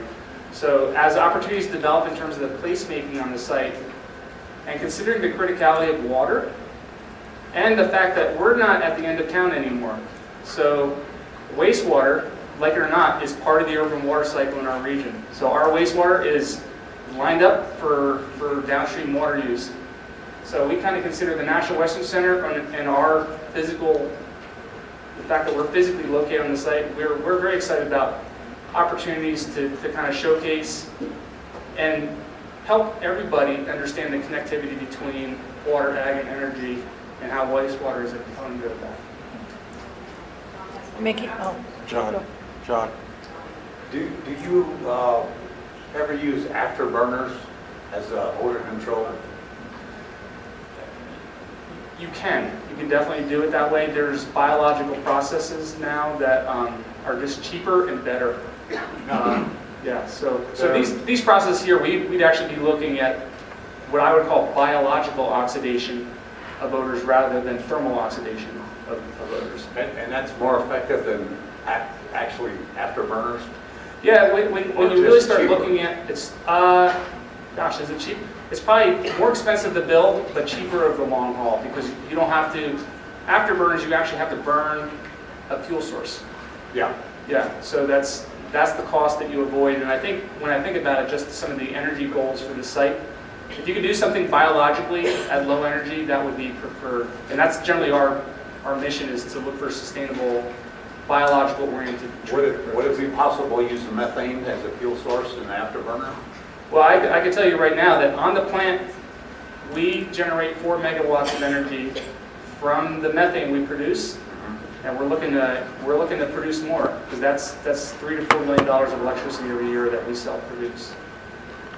So the reason I ask that is I think you have pretty good control now, but with the projected growth and who knows what the future holds, where we'll be 50 years from now. Yeah. So I could shed some light on that a little bit, and that is these lines that cut through this site right now are roughly 72 inches, 2 of them. They used to carry way more flow than they will ever in the future. And there's a couple things going on. We've separated stormwater from wastewater. And very interestingly, our flow to the wastewater plant has not gone up in 18 years because even though the population keeps growing, people are using less and less and less water. So, so even though there's population growth, the amount of wastewater flow flowing through the site is probably not going to change. It'll get more concentrated. That's why we think putting the system in the next few years would be a smart thing, because as that wastewater gets more and more concentrated, it has a little bit of potential to generate more odor, just because it's just, there's more poop per gallon, I like to say. There's a solid byproduct from all of this that basically is economical, but something that you basically can sell. Yes. And is the odor out of that when you finish your process, or is it something that, in terms of CSU experimentation and how to make that go farther and serve the world? I'm hoping Jocelyn's taking notes right now. Yes, that's the other connection we want to make, is that we produce 80 tons per day of biosolids. And I actually deleted the slide out of here, but we produce 22 truckloads a day of what we call biosolids, which are the residuals from wastewater treatment. It's basically the solids produced during treatment ends up in these two products: clean water and biosolids, and then the methane. So we had a very, very strong connected relationship with the ag community east of Denver here to where we have a waiting list of farmers who like to use our biosolids for dryland wheat production and irrigated corn growth, because a chemical fertilizer provides ammonia. Ours provides ammonia, micronutrient, macronutrient, and organic matter to retain moisture. So farmers, and it's cheaper. This is cheaper than chemicals, so we have a waiting list to use this. One of the conversations that Brad and I had last week is we're also starting to siphon phosphorus out of our process. These guys don't want the phosphorus, but Parks and Recs would like the phosphorus because grass loves and needs phosphorus. So we're looking to generate a new product line, so to speak, that is basically a phosphorus-rich fertilizer that would go in the other direction. It'd go back into the city for Parks and Recs while the nitrogen is going out east to grow food. Does that mean we'll have to change our diet? That would work, but I think it'll be a challenge. You know, as fascinating as this is, Vern has to be the last question. Yes, I was just wondering if you could go back a couple slides to the triangular area you had there. This one? Yes, where you're locating that, the Yeah. triangle. So if I'm understanding what you're saying here, this is where you have identified specifically where a lot of the odor is. I'm gonna build on that. Yep, that's generally correct. There's a siphon structure. Those who kind of grew up in the neighborhood know that there's this odd looking structure right across from the old Northside plant. It's a big concrete box. And there the wastewater actually dumps into a box and goes under the river. That's where our sewer gas contribution of odors is bellowing out of that pipe. And it's basically odors all through the Delgany line. What we've determined is that putting it here basically creates optimal vacuum on the entire Delgany line so that all this atmospheric space in the pipe can be managed really positively. So this is the best place to pull the odors out. It's not necessarily where they're the strongest, it's just the best place to intercept and manage the whole line so that odor control is successful from that siphon all the way into all along Brighton Boulevard into downtown. Well, I guess the reason I'm asking about that is because where that box is that you're talking about is, at this point in time, one of the strongest odor areas. And then at that point, it just depends on what direction the air is blowing. But I guess to go to my real point, all right, you're explaining what you're wanting to do with the National Western and all this. Yeah. What can you do to begin to address the problems that we're having, especially when you get in the area between 5:30 till about 9 o'clock at night? That's right. Yeah. And so what can be done until you reach the point of doing this with the National Western to give the community and the people that live in this area some relief of those odors that are down here? Because to us, it seems like it has increased. And for somebody that's been down there for the last 30 years, okay, it is, these last 2 or 3 years, it's gotten a lot worse. You know, there's many things we can do interim-wise. So I'll take that. I'll bring that back, and we'll look at what we can do as a quick, immediate fix. The timeline for this odor control system is we're probably looking at 2020, 2021-ish. So, but for those next 3 years, we can certainly look at capping that structure and see what we can do there. This is the permanent fix. What I just talked about. This is how you do it right and do it correctly. But what I'm hearing you say is there something we can do in the interim to manage it? Is that right? Yes. Thank you.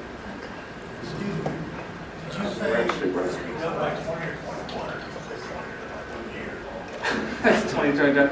No, we move slow, but that's slow.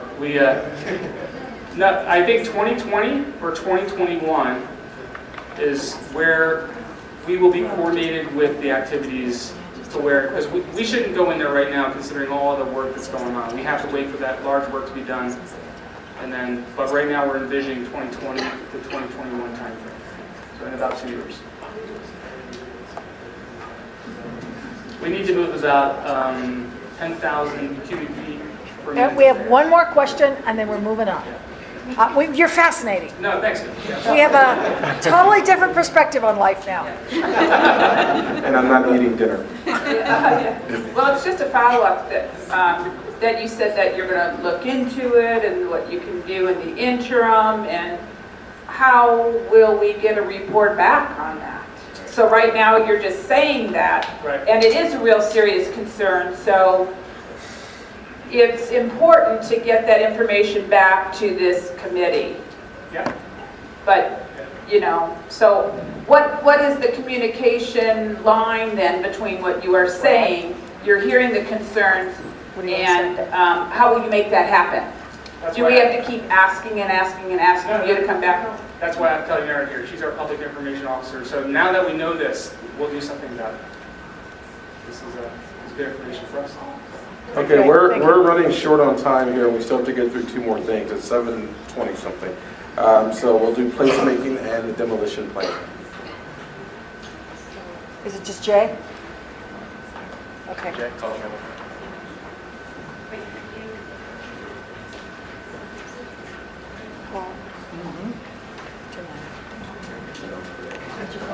You didn't go on the site tour, right?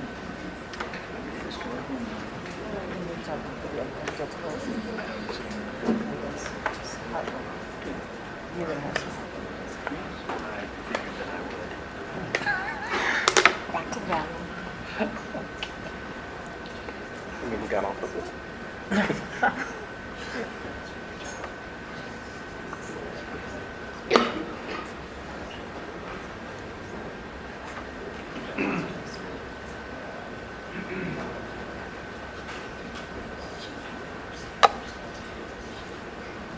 All right. Jay Rankins, for those of you maybe in the audience who haven't met me before. Great to be back in front of you all. As Eric talked about earlier, at the last CAC meeting, we actually provided an overview of the public space programming document. So it's basically sort of to let you know what we're working on, what the contents of that document are. And the way that we want to move forward is that we would give you an overview like we will do for the cultural plan this evening. We'll then distribute a draft of that document to this group, and that will be reviewed concurrently with folks, city staff and the other partner agencies. And then we'll do a deep dive work session. So this is meant to be like last month's overview of the document, but fear not, you will receive the full document. And that'll be prior to the authority receiving that, as was clarified earlier. And then we'll do a work session. So that'll be scheduled in the, hopefully the next few weeks. So, the cultural plan. The scope of work for the cultural plan, if you recall, of those 4 work or task orders, excuse me, for the different aspects of the placemaking study, task order 1 included the cultural plan. And so the cultural plan, what is entailed within that scope is 1, to identify the key defining elements and influences of the West. Pretty tall order there, actually. Define the campus as a cultural institution, defining how the campus visitors will interact with the whole campus experience, and then addressing very specific topics. The historic and cultural resources. So there's a report out right after I'm done on the historic structures. So there is a separate study doing a really deep dive into each of the historic structures, but we've basically synthesized some of that and then integrated a lot of the site history, pre-construction, going back to the Native Americans, talking about other uses of the site, the confluence of different industry on the site, as well as the neighborhood. So you'll see all of that in the document. The public art component is included in here. So John Grant is working with us. He is developing the public art master plan. So there's a portion of the cultural plan that articulates that further. Cultural and interpretive education. So we know all of these different assets. There's the inventories going on, the cataloging that Eric talked about of the individual specific assets, so that during the demolition, we're collecting all of these materials and different features. But what do we do with that? And so there's an aspect of basically suggesting, based on ideas that our team has, as well as what we've seen in other places, how do you use some of these elements in the design, in adaptive reuse of structures, that sort of thing. Thinking about the campus events and how do those tie into the overall cultural piece. So there's the physical cultural assets, but then the events, how do they help to celebrate the culture current and past on the site and what we'll be creating. Music is addressed, and then the future cultural programming considerations. So our target completion date is mid-June, but I think it depends on our scheduling of our work session with you all. So that could slide out a little bit, but generally we're looking at a mid to late June timeline for completion.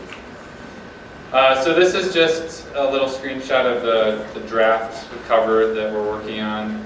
And so I just said what was addressed in there, but we also tried to articulate what is a cultural plan in just kind of plain language. So it defines the role that art and heritage play in shaping the future of the place. So the plan provides a set of resources and tools for future artists, designers, storytellers, planners, and consultants. So we've had a little bit of discussion about sort of what is the purpose of this document, and it's not to necessarily convey the design of a plaza or the specific adaptive reuse of a building, but it is meant to catalog all the different opportunities, the site history, the culture of this place as it exists today as well as it did, and provide that fodder for artists, as it says here, designers, storytellers, planners, and consultants as they're moving through in design of individual buildings, design of plazas, the riverfront open space, the connections to the neighborhood, importantly, the bridges and those public spaces that Drew was talking about, connecting through the site, to the site, and beyond. And then also it offers a flexible thematic framework.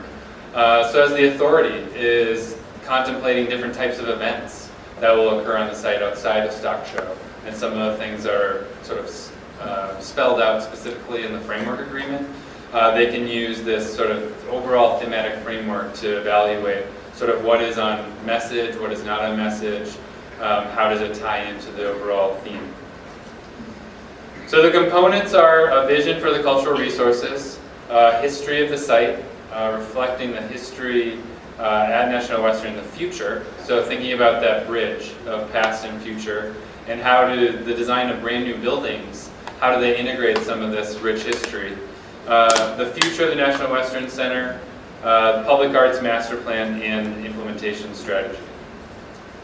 So when you receive the document, there's a pretty good section right up front, and we do this in nearly everything that we're working on, but just restating the vision, the mission, the goals, the guiding principles from the master plan as that foundational document.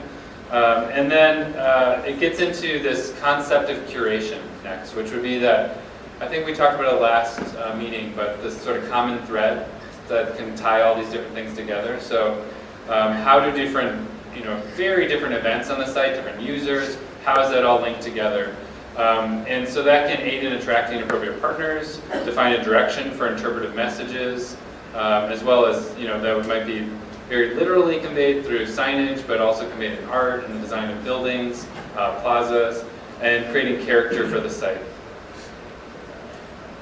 So again, there's a pretty neat synthesis. Again, there's these much larger, more robust documents that gets into nitty-gritty detail on the individual structures. But what we tried to do here was to sort of encapsulate that story. So an artist is chosen to work on a public art piece, on a portion of the campus, that they can use this as at least as their starting point, or launching off pad to think about what messages or what stories do they want to tell in that art piece. And sure, they may have to do some additional research. We may reference other documents in here, but it's that starting place to get inspired. The history of the site, we also went through and did a bunch of research so that we could sort of say, through some key milestones, what did the site look like, what buildings existed. So all these are keyed, and when you get the document, there's little circles on there, have numbers in them, and so it says the specific names of the buildings, time periods for those. So we looked at circa 1900, 1930, you can see the stockyards have come in at that point. 1960, so we have the beginning of the facilities. on the east side, and then 2017, where you can see basically what exists today for the most part. Excuse me. Yeah. Could you go back to the first? The very first one? Right Yes. there, 1900? Yeah, 1900. The rectangle in, down the bottom. What street is that? This is Brighton right here. Then it's Baldwin, Franklin, Humboldt, and Lafayette. Those are all residential. That's the Yes. whole little area. Yep. Okay. Yes. Okay. Absolutely. Thank you. Yeah. Yeah, and we're in basically right here right now. You'll see as we go through. Yeah. Yeah, so Lafayette doesn't exist on the site any longer. Franklin doesn't exist on the site any longer, you're right. In the master plan, if you recall, there was a section on character areas, and that was beginning to articulate sort of this amalgamation of the past, the present, and the future as far as the design of new facilities on the site, and how do they embrace the past, but have different characters. And so it feels like a campus, but there's different parts of the campus. And those can have some different architectural character, different maybe landscaping, hardscape, all sorts of features. The signage might even, be slightly different. And so we've refined that based on the updated site plan that we presented to you all in December, January, February. And so the big differences here that I would just point out is that Betty Cram Drive has really become its own character area with the frontage now that's created with the CSU facilities, with the Legacy building, and with the Exchange building facing those. So previously the areas to the north, which they were a little different than this, but extended down to Betty Cram, and that was a dividing line. And so it was really like two different character areas coming together. And now it's double loaded. We're really thinking about all of those coming together, this really active, 365-day a year connection through the site. And then similarly on the east side, the dividing line was again Betty Cram Drive right here. And so this is showing the existing footprints of buildings, but if you remember from the master plan, CSU Center is here. There's the new Expo, new arena here. And so we've extended Area 5, north and east a bit, so that this again is embracing Betty Cram Drive rather than using it as a dividing line. So with each of those character areas, what the cultural plan does is it articulates the sort of historic artifacts, the buildings, if there are specific events that occurred within those specific geographies, and then identifies some potential reuse ideas. So it's not saying specifically what that reuse has to be or how maybe rail tracks or rail is used maybe in a plaza, but suggests what some of those might be. In task order 3, and then in task order, which is the public realm design, and then task order 4, the design guidelines, we'll be articulating the future of those character areas in much greater detail. I keep talking about the potential reuse opportunities and sort of integration of artifacts and stories and different features. So that's where these interpretive opportunities come in. We've put those into 4 different categories: clustering of historic resources. So are there opportunities like the water tower and the Armor Admin building where there's features that are currently co-located that they can either stay in those existing locations or if they're moved, stay close together to tell that more collective, cohesive story rather than just a one-off kind of artifact or landmark. So that's one. Second is individual resources. So there are going to be cases where there's a standalone, maybe a building. It could be an artifact. The sheep bridge is kind of a standalone example. The reuse of historic salvageable materials would be type 3, and then type 4 being interpretive markers. And then I just have a smattering of photos here, and then I'll be wrapped up in here in just a minute. So really here is thinking about the historic integration and different design opportunities. So this is where, for our team, this becomes a launching off point too. I mentioned artists as an example, but for the public realm design, thinking about the streets and those public spaces, for the community, for events, we really want to think about how do we integrate as much of this culture and history and storytelling as possible. So we have examples looking at the yards and all those great pieces of history that are being inventoried right now. And how might some of those elements be integrated into seating, into fencing, into the ground plane still? If we're taking out clay pavers from the yards, can those be used in accent pieces and light standers? Can we integrate rail into the site even though the railroad may not be coming through? Thinking about the water tower I mentioned already, but other water features that may be integrated. Thinking about even the industrial character of the site and not losing that completely. That's not all shiny and new. And so thinking about Corten steel and these other aspects that can really give it more of that industrial feel that it has today, but making it a really people-friendly place. So these are examples, again, some photos on the left of the existing site and some of those materials, and then some examples of reuse from Santa Fe Rail Yards. We have some examples from the Pearl Brewery redevelopment in San Antonio, where they've done some really interesting things. In the beginning, to look at the forms, look at the materials, and again, to integrate as much of the existing history of the site as possible. So again, that's an overview, a little bit of a teaser really for what you will see in that document when it's distributed here, likely in the next week or two. We're making refinements based on an internal review that we did, and so that should be ready for distribution either next week, hopefully, at the very latest, I'd say the following week. And so we'll distribute that for review and comment again to this group first, while some internal city staff and other partner staff and appointees are looking at that. And then we'll do a CAC work session specifically on this topic. And we're going to look at, does it make sense to group that public space programming and the cultural plan? We think so, because they inform each other so much. But we'll make sure that that works for everyone's schedules, that we're not asking too much of your time at once. And then the cultural plan will be refined and published at that point. And then we'll use that, as I said, in task orders 3 to help develop the envisioned future development character of those character areas, integrating the reuse and interpretation recommendations into the design, and creating design guidelines for use of historic structures and materials. That is it. I went really fast, but I know we're behind schedule. David has a question, then I've got a question. Please. 51st Street is going to go over. Correct. Is that going to be John Zapian Street? That's the first I heard of that idea. Jay, can you go back to your slide on, I'm a little confused. On which slide? The last slide about, Sure. next steps. You want to have a work session on the cultural plan and the Space program? program. Yes. That and is I was a saying, lot. I think we can combine those. Okay, just having looked at the first draft of the plan today, that's a 67-page document. You want to do it all in one night?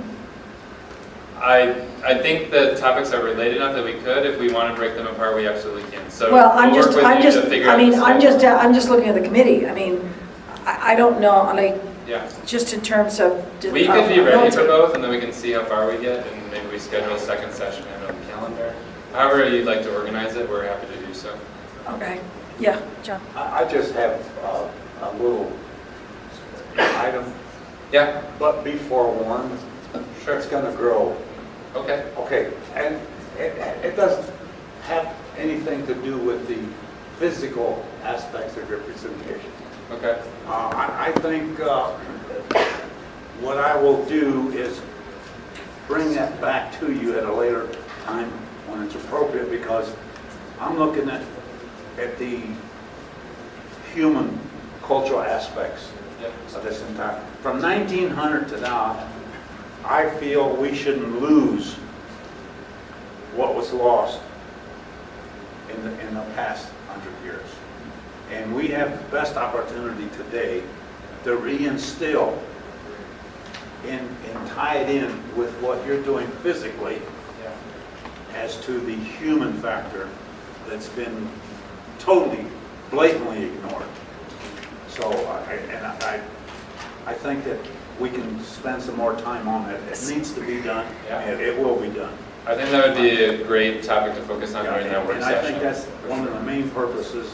I was appointed to the authority, at least my understanding with his honor the mayor, that's Yeah, we'd be very excited to work with you on that. I actually think you were, I think you were appointed to the authority because you were here in 1900. It's got to be integrated, and we can't lose that. We can't afford it. Completely agree, John. Thank you. He's the only one that doesn't- he just went right by it, he did not bite. Yeah, there you go. I just got one announcement to make, and that is the oldest Sarco property, the Globe Smelter, is under almost completion. We'll have the last design meeting on Monday, and that's Crossroads Commerce Park. It's going to have 1 million square foot of warehouse. Right now, to date, they have 270 employees. When it's done, it'll be 300 or 400 employees. And there's 14 companies in there today. So this goes back, my grandfather started there in 1950, 103 years. So John's best friend. this is a win for the neighborhood, finally. This is a win for the neighborhood. And it's only going to get better from here. How many people live in Globeville area responsible? Day or night? Oh. In Globeville, there's 3,500 residents. Yeah. I don't know, but I mean, Yeah, working there now, right? Yeah, Betty? I'm sorry. Working there now, right? Yeah. I'd wonder that too. Yes, I mean, that would be the win. Yeah, okay. Go ahead. Go, Betty. Okay, I have several times I've met people and I've tried, I've made a lot of calls trying to still get the RTD to name light rail historic area, and they refuse to do it. Right. And how can we keep our history if we can't even convince people to keep our history? Let's talk offline about that. I have some ideas. I have some ideas about that, so we'll just talk about it later. Well, we'll do what we used to do. We'll just go paint a sign and hang it. Okay, this is really deteriorating, guys. We got to get back on it here. Bring it in. So, any other questions? Jay, so when do you think, if you, Eric and I were just talking about when we're going to have this workshop. That's why I'm concerned about it. And I know NDCC is setting a workshop, and you guys need input, and I'm worried about how much data. When do you think we'll get that draft? Next week. Probably end of next week, so the 8th is what we're shooting for, to have it ready for Distribution? Yeah. Okay. All right, we'll talk, we'll have to survey the committee as to what dates make more sense, because there's a whole lot of stuff piling up. Yeah. So, okay. Saunders, right? We have historic resources. Oh, historic resources. Then we'll go right into Sorry, I apologize. That's okay. No, come on up. It flows right into one way or the other.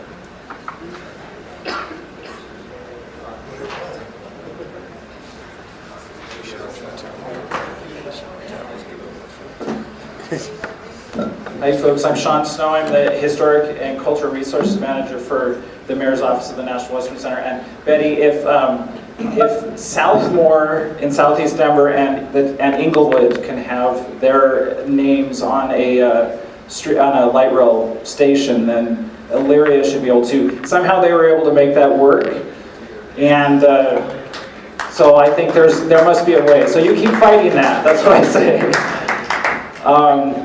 I don't agree with RTD's naming light rail stops after street names. I prefer neighborhood names like they do in London. So there's something they did there. It's not always consistent. But anyway, we have lots of slides to get through, and I know we're already past time, so I'll go as fast as I can. And then we still have Saunders that will come up, talk about demolition. I'm talking about historic and cultural resources, and this dovetails right in with the cultural plan that Jay was just outlining. So we have worked very closely with Mead and Hunt, our subcontractor, to identify historic resources on the campus. So there are, of course, a lot of buildings on the campus. Their report is only looking at buildings that they deemed that had a historic nature. So luckily, I'm not going to be going over this warehouse, that warehouse. I'm only going to touch on a few key buildings that fall under these 5 treatments. So we have 5 treatments for historic resources. Now, this is looking at the areas west of the tracks, although like the cultural plan, these 5 treatments will apply to the entire campus. I'm mostly looking at the phase 1 and 2 areas west of the campus. Mead and Hunt identified these 5 treatments for how we will handle the buildings they identified as having the most historic integrity. That includes rehabilitation, which will incorporate the structure into the site plan. These are all if deemed feasible, because of course we're still studying this. A design team working on things to say, well, is this even possible? We have the idea of what we would like to do, but there are a lot of interests on different sides that would say, well, this can work or that can't work, and we need to figure all of that out. So that's where treatment option 1 comes in, rehabilitation. Treatment option 2 is relocation, which would document and identify the feasibility of relocating the structure or resource to somewhere else on the site. And then 3 through 5 are varying aspects of interpreting and demolishing said structure. So 6 of the structures on the site we're currently looking at for rehabilitation. Again, with the caveat, if deemed feasible, because, like I said, we're still studying that. Some of them would be, like Paul was just talking about, number 1 up there, the former Armor office building. This is a building that I think that nobody wants to see gone, but of course any of these structures here, we don't have, perhaps it could fall under the category of needs money for rehabilitation, doesn't have a use identified, any number of those things. However, we have identified them as having great historical integrity, so we would love for something to be done with the buildings, and that's why they have fallen on to treatment option 1. So of course for Armor Admin is there, the livestock exchange buildings, of course right in the middle of the campus. The city doesn't currently own those buildings, but the future of them, of course, they're very historic, and we would like to see their continued use and rehabilitation. South of, on the south side of the campus, we have 1 building the city does own. That's the current McConnell Welders building. And then just south of that is the artist studio, the Blue Silo, which the city does not own, but both of those buildings are going to remain on campus. We don't know, especially for McConnell Welders, just like with the Armor Admin building, needs money for rehabilitation. What could it be used for? Is it really feasible to even leave it there? If so, what will we do with it? So it's under consideration at this moment. We talked about Sheep Bridge, of course, behind behind the Lemuton building. That, along with the water tower, we're looking to do a structural assessment on those to see it doesn't have the integrity to stay in place. If so, what could it be used for? Can it be accessible by the public? Because of course it does have it has no access on either side. Will it? Could it? Will it just be an art object? All these things were questions for which we have no answers just yet. And finally, we have the King Energy building, also known as Haybar number 3, or the Etna building, which is currently on site, but it is in the middle of the future Pens area. So it's kind of in the way. Yes. However, it has a lot of interesting historical integrity and could have some interesting uses. But is it feasible? Is there money? All these questions, like I said, remain to be answered. That one, the oldest section, there were dates to 1929. So, like I said, these 6 buildings are on the treatment option 1. I'm trying to go fast, so trying to throw a lot out there, but if you have any quick questions, let me know. I will, or as I'm going, let me know. Otherwise, treatment option 2, I'm only really diving deep into the first of the 2 treatments. The 3 through 5, I won't give as much information on, but treatment option 2 was relocating that object or resource if deemed feasible, if we can find a use for it, if we can find money to repurpose it, etc. So 10 structures currently under review for relocation. Today we actually went into the building on the top, the Brands building. There's a lot of great, it's a wood frame building clad in a kind of corrugated steel, but that wood's really old. It looked really cool inside. So can we reuse that wood for something else on the campus? So again, these ones, it can't stay where it is because CSU's equestrian center is supposed to go right on that spot. So that's one that can't stay. The stock car, that one's a little easier to move. Then in the Penns area, there are a lot of smaller buildings. Could they have a future use? Again, we are studying this. So keep in mind that what I'm showing you doesn't mean that they're necessarily being saved, but we're studying it. We're trying to figure out where it falls on a spectrum of savability and reuse. Chute office, the scale house number 6 on the north end of the Penns. The bison chutes, part of it, Stock Show has identified that they could reuse, part of it could not, so we'd have to move that. The yard scale next to the livestock arena, that has no use, but there's an interesting old scale inside, so could that scale be salvaged and reused for interpretive purposes? What we call the loafing shed, Stock Show has a different name for it, but that's a newer structure, but it sits within the Penns. Maybe it will offer shade. Today it was so hot out on the site, it was cooler under the loafing shed. This old guard shack, which Mead and Hunt identified as being on the site since 1925. It's falling apart right now, but it's still there after all this time. Just like the Penns are still there after all this time. So what use could we find? The Armour water tower, mentioned that already. We're doing a structural assessment on that. How do we move it? Where does it get stored? Do we move it immediately to where it's going to go? We haven't identified the exact spot. There are all questions on here we haven't gotten answered yet, but we're working toward that. But this is something very important to the campus, an icon that we would want to save. And of course the Penns themselves, which Jay referenced, we're treating the Penns in a number of different ways. They fall under some of the different treatment options.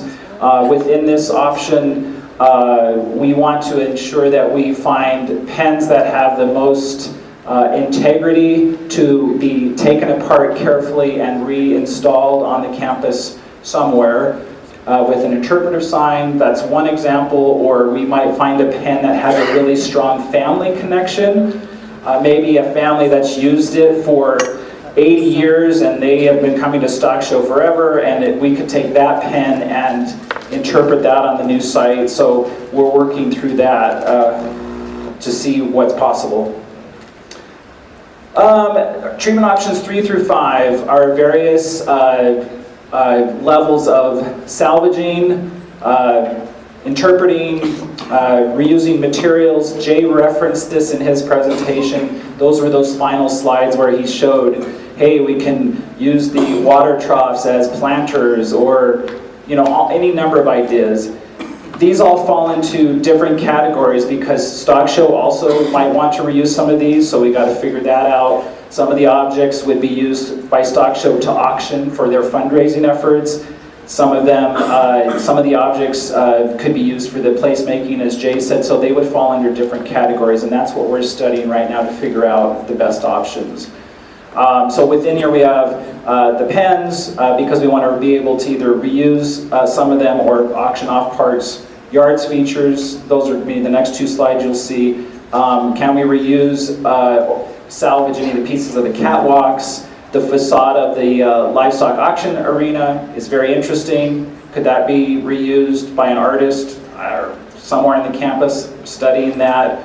KM Coffee House, got to get inside and see if there are any salvageable materials.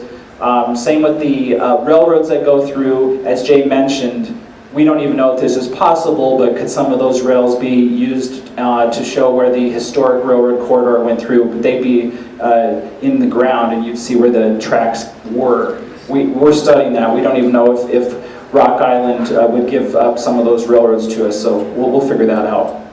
So that's what the Penns talk about. And yards features, that's from Jay's presentation. See that interesting little hook that's on there, or the old Penn address sign on the lower right? That's something Stock Show could likely auction for somebody who was in Penn 2517. They might like to have that as a memento. Or maybe if nobody wants it, placemaking could use it in a building to say these are some of the addresses of the old Penns. I mean, we're really not sure.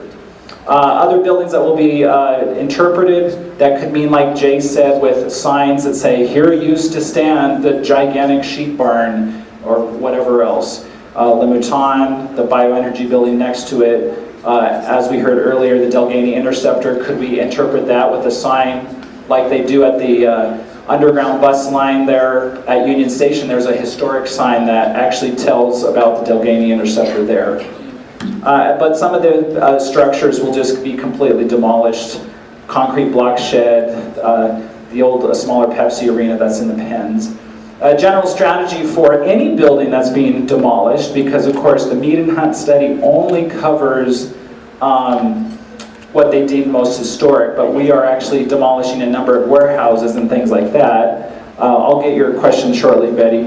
But within any building, we do have the idea of going in and finding any remnant, any historical remnants that we will remove from the building that could be used for future interpretation. For example, the Ship Art building, which will be demolished here this summer, they have these interesting logos on their wall. That's the middle picture you see there, and it has an S and an A with a ship for Ship Art, which is kind of fun. So, I don't know. If we save that, can somebody use it, or can we show the history of the site for the buildings that are giving their lives to make a new campus? So Ship Art is coming down. That's kind of the idea. You see the scalable sketch salvage on the right, those concrete water troughs on the left, that kind of thing.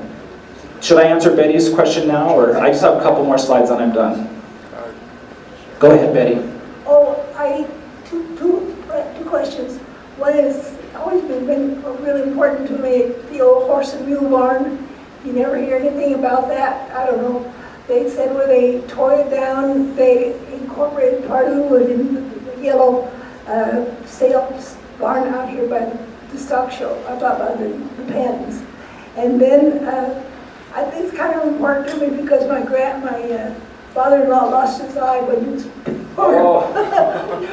herding the horses around. Yikes. And the last load of the Army mules and horses were auctioned through that.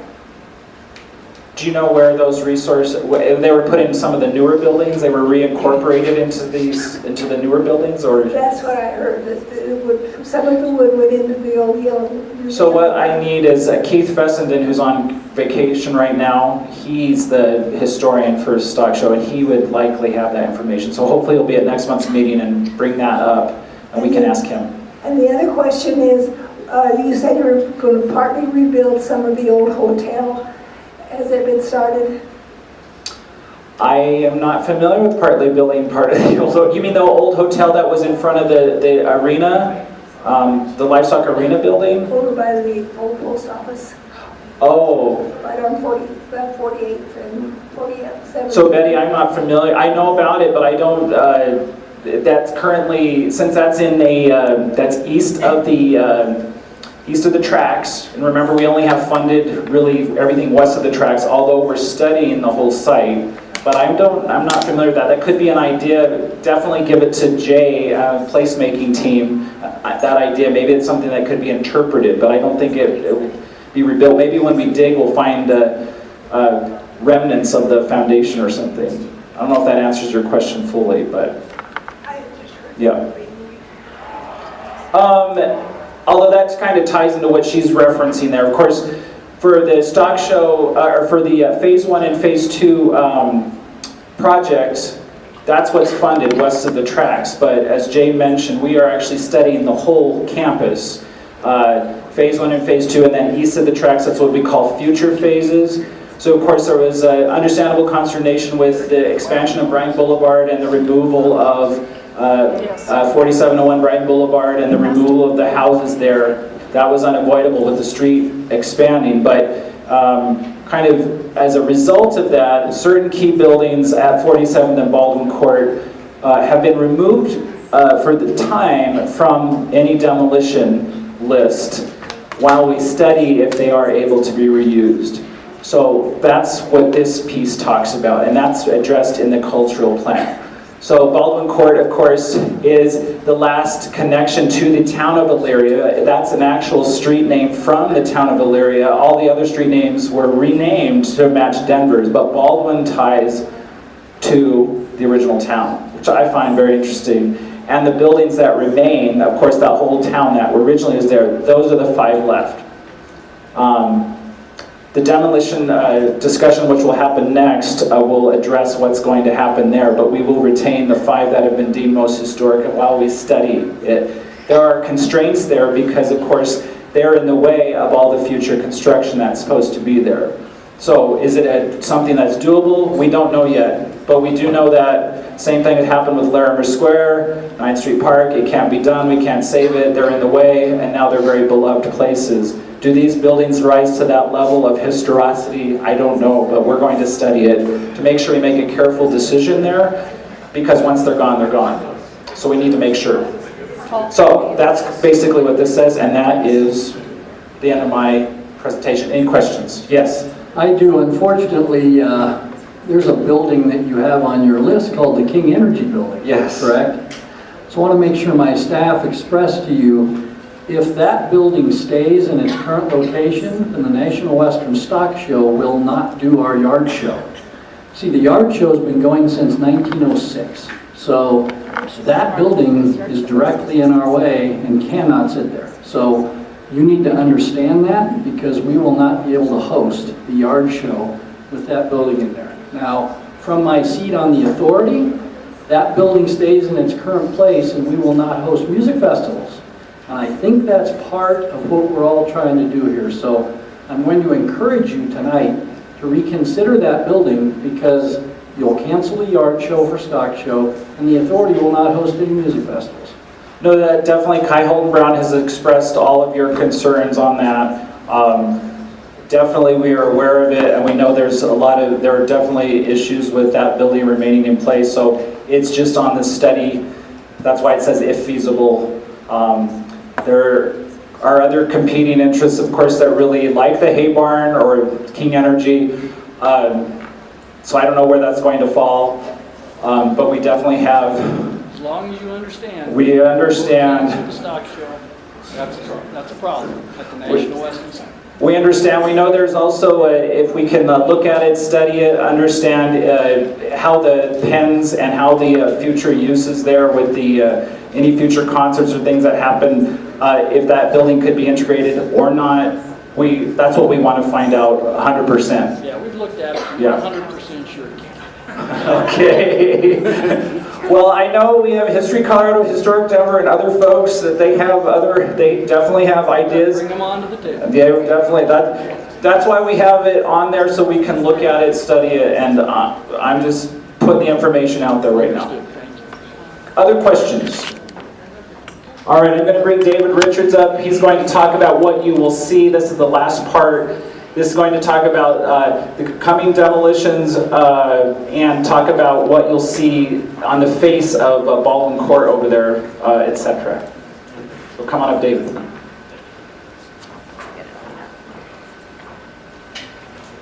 And we do know that it's after 8. This will go real fast, I'm sure, right, David? You want to just...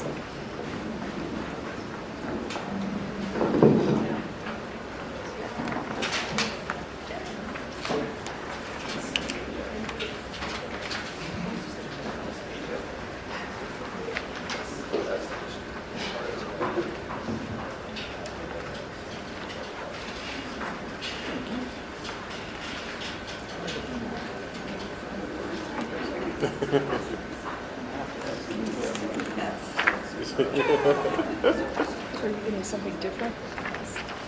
No, this is just me today. I was just showing you. This is one row back.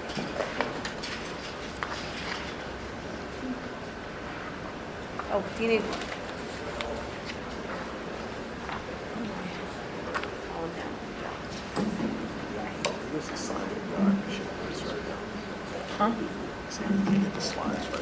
There's the sign for God. You should send this. It's because Liz was sent to do it.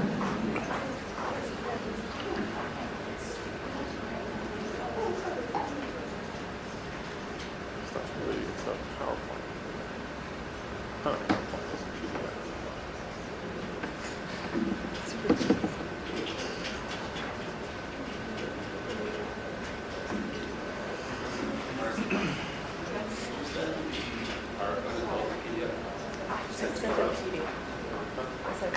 Just PDF. Yeah. Do you have trouble with it? Okay.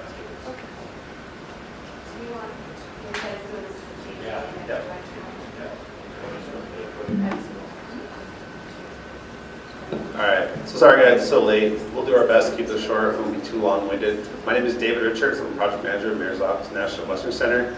I've been managing a lot of demolitions so far. We've reached some major milestones up to this point. All of our demolitions have been performed by Department of Environmental Health on-calls. And moving forward, all the demolition work will be performed by Saunders Construction. We have procured them as our integrated demolition contractor.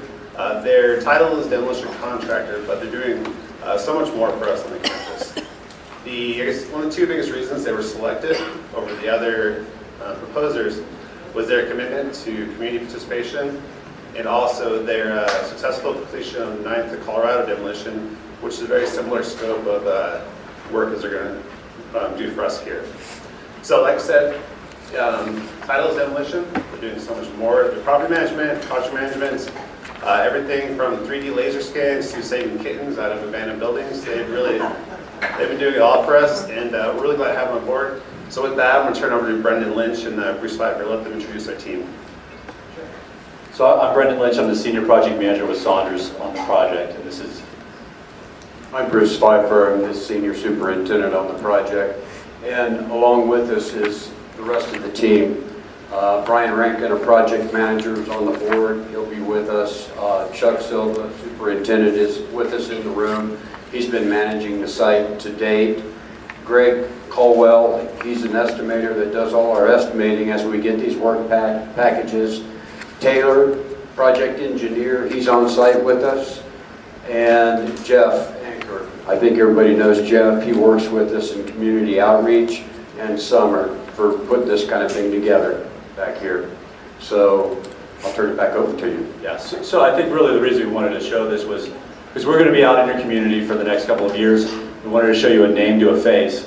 So we're here. We're happy to talk to you and take questions or complaints, possibly. But I'm sure you're all happy with us. So our job here, like David mentioned, is obviously demolition. So after you get to the, I need to memorize that word, historicity, I think it was, of the site or what's going on. Our job is really to make sure that those kind of things can happen. So we're working with contractors nationally or even in some cases internationally to understand if we need to, let's say, move a building, let's say like a hay barn or something along those lines, how that can be done safely, how that can be done well.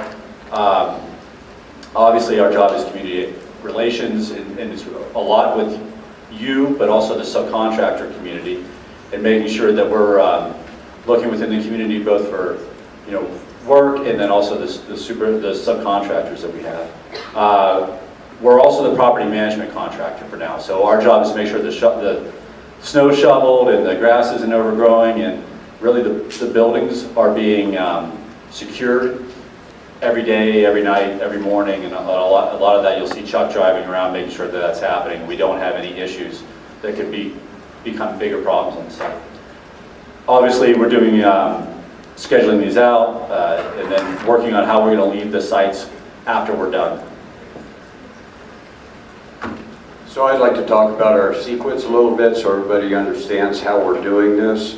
Number one is safety, neighborhood safety and employee safety, that everybody is safe around the projects, all pedestrians can flow through with no interruptions, flagmen everywhere to make sure that trucks are in and out and quick. So safety is a big key, and then neighborhood security is a big key. As we get in and we look at each address, we look at the neighborhood, we curtail a orientation, safety orientation to that neighborhood and that structure and how we're going to take it down. Our maintenance, property management, boarding up the buildings, Brendan talked a little bit about that. That's a constant job out there, getting everything boarded up. People are taking it off once in a while, and we go back and put it back up. So we started that management, and we've hired Denver PD to do patrols out there, and they've really helped us and cut down the theft out there. One thing I want to talk about is 4701 Brighton. That was a historic one, and just so you understand what we did there is we scanned the building inside and out. So we've got a document plan of how to reconstruct that building. Then on the outside, the scan showed us where the brick are going in areas, and it showed us where the windows are going, where the doors are going, what elevations are going to go at. So we've got that document now that we're turning over to Western, well, we could rebuild that building in doing so. Then Sean and his group came in, and Western came in, and they identified other things, interior doors, tubs, cabinets, things like that. And that's where Chuck and his team went in there. We labeled it, listed it, took it out, took it to our warehouse, and it's being stored until it can be reused. So as we get into that and we start evaluating the buildings, that's where Sean and Dave come in, and they start talking about historical artifacts. Then as we're demoing, if we see anything, we're calling David right away and getting Western involved to look at it and see if they want that. So we're really aware of what's going on there. So if you can get to that point of demolition, it's a real team effort, a number of steps being followed. First off, the basement plan really guides our demolition process and our packaging. So that's put together by our program management, so Jeff Mack, Stan Stevens. They're the ones that are trying to figure out how to actually build this campus. And so once we know what needs to be built first in order to shuffle things around, we kind of identify what buildings need to be taken out of the way in order to clear the path for that redevelopment. We also work with the Department of Environmental Health. They go in, they do environmental surveys, all the materials that can be suspect for regulated building materials. We're talking about asbestos, lead, paint, those types of things. They make sure they know exactly what's in the building so they can treat it properly. And they actually put together specifications that Saunders then makes sure that their subcontractors are following. And then we have a second layer of oversight above that as well. We have a separate contract through the Department of Environmental Health to provide that quality control to make sure that everything is removed appropriately and that everything is taking the right steps and they're following specifications outlined. And then also the historic assessment, which Sean just covered. And as we go on, like Bruce said, if we come across anything interesting that we didn't identify before, we'll also set that aside. Some of these buildings, you'll see they got pulled off. They're under review, and so that will continue. Those will continue to be off our demolition scheduling until we identify a good use for them, or if there is a use for them, how do we interpret it or salvage the materials? Because like Sean said, once it's gone, it's gone. We're trying to be as conscientious as possible as we move forward through this project. Once we have all this information, we then start doing work order packaging. Once we kind of get that, we give Saunders input, and then we can get a proposal request put together, and it's really them off to the shoots, where they start bringing in their subcontractors to try to get the manpower, or human power, to move the project forward. On this, I'd like to talk a little bit about our historical assets. You've heard what I've said there already on what we're storing and looking at everything.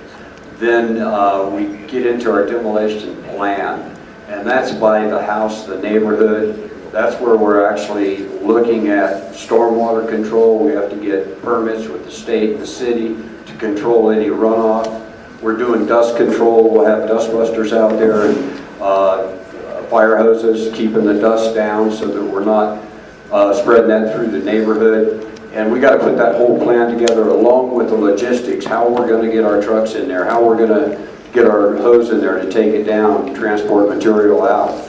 And then that goes into the building preparation that Dave was just talking about, and looking at it, assessing the building, making sure it's a clean building and it's safe, and then we get right into our demolition. Like I said earlier, the biggest thing to us is safety for everybody.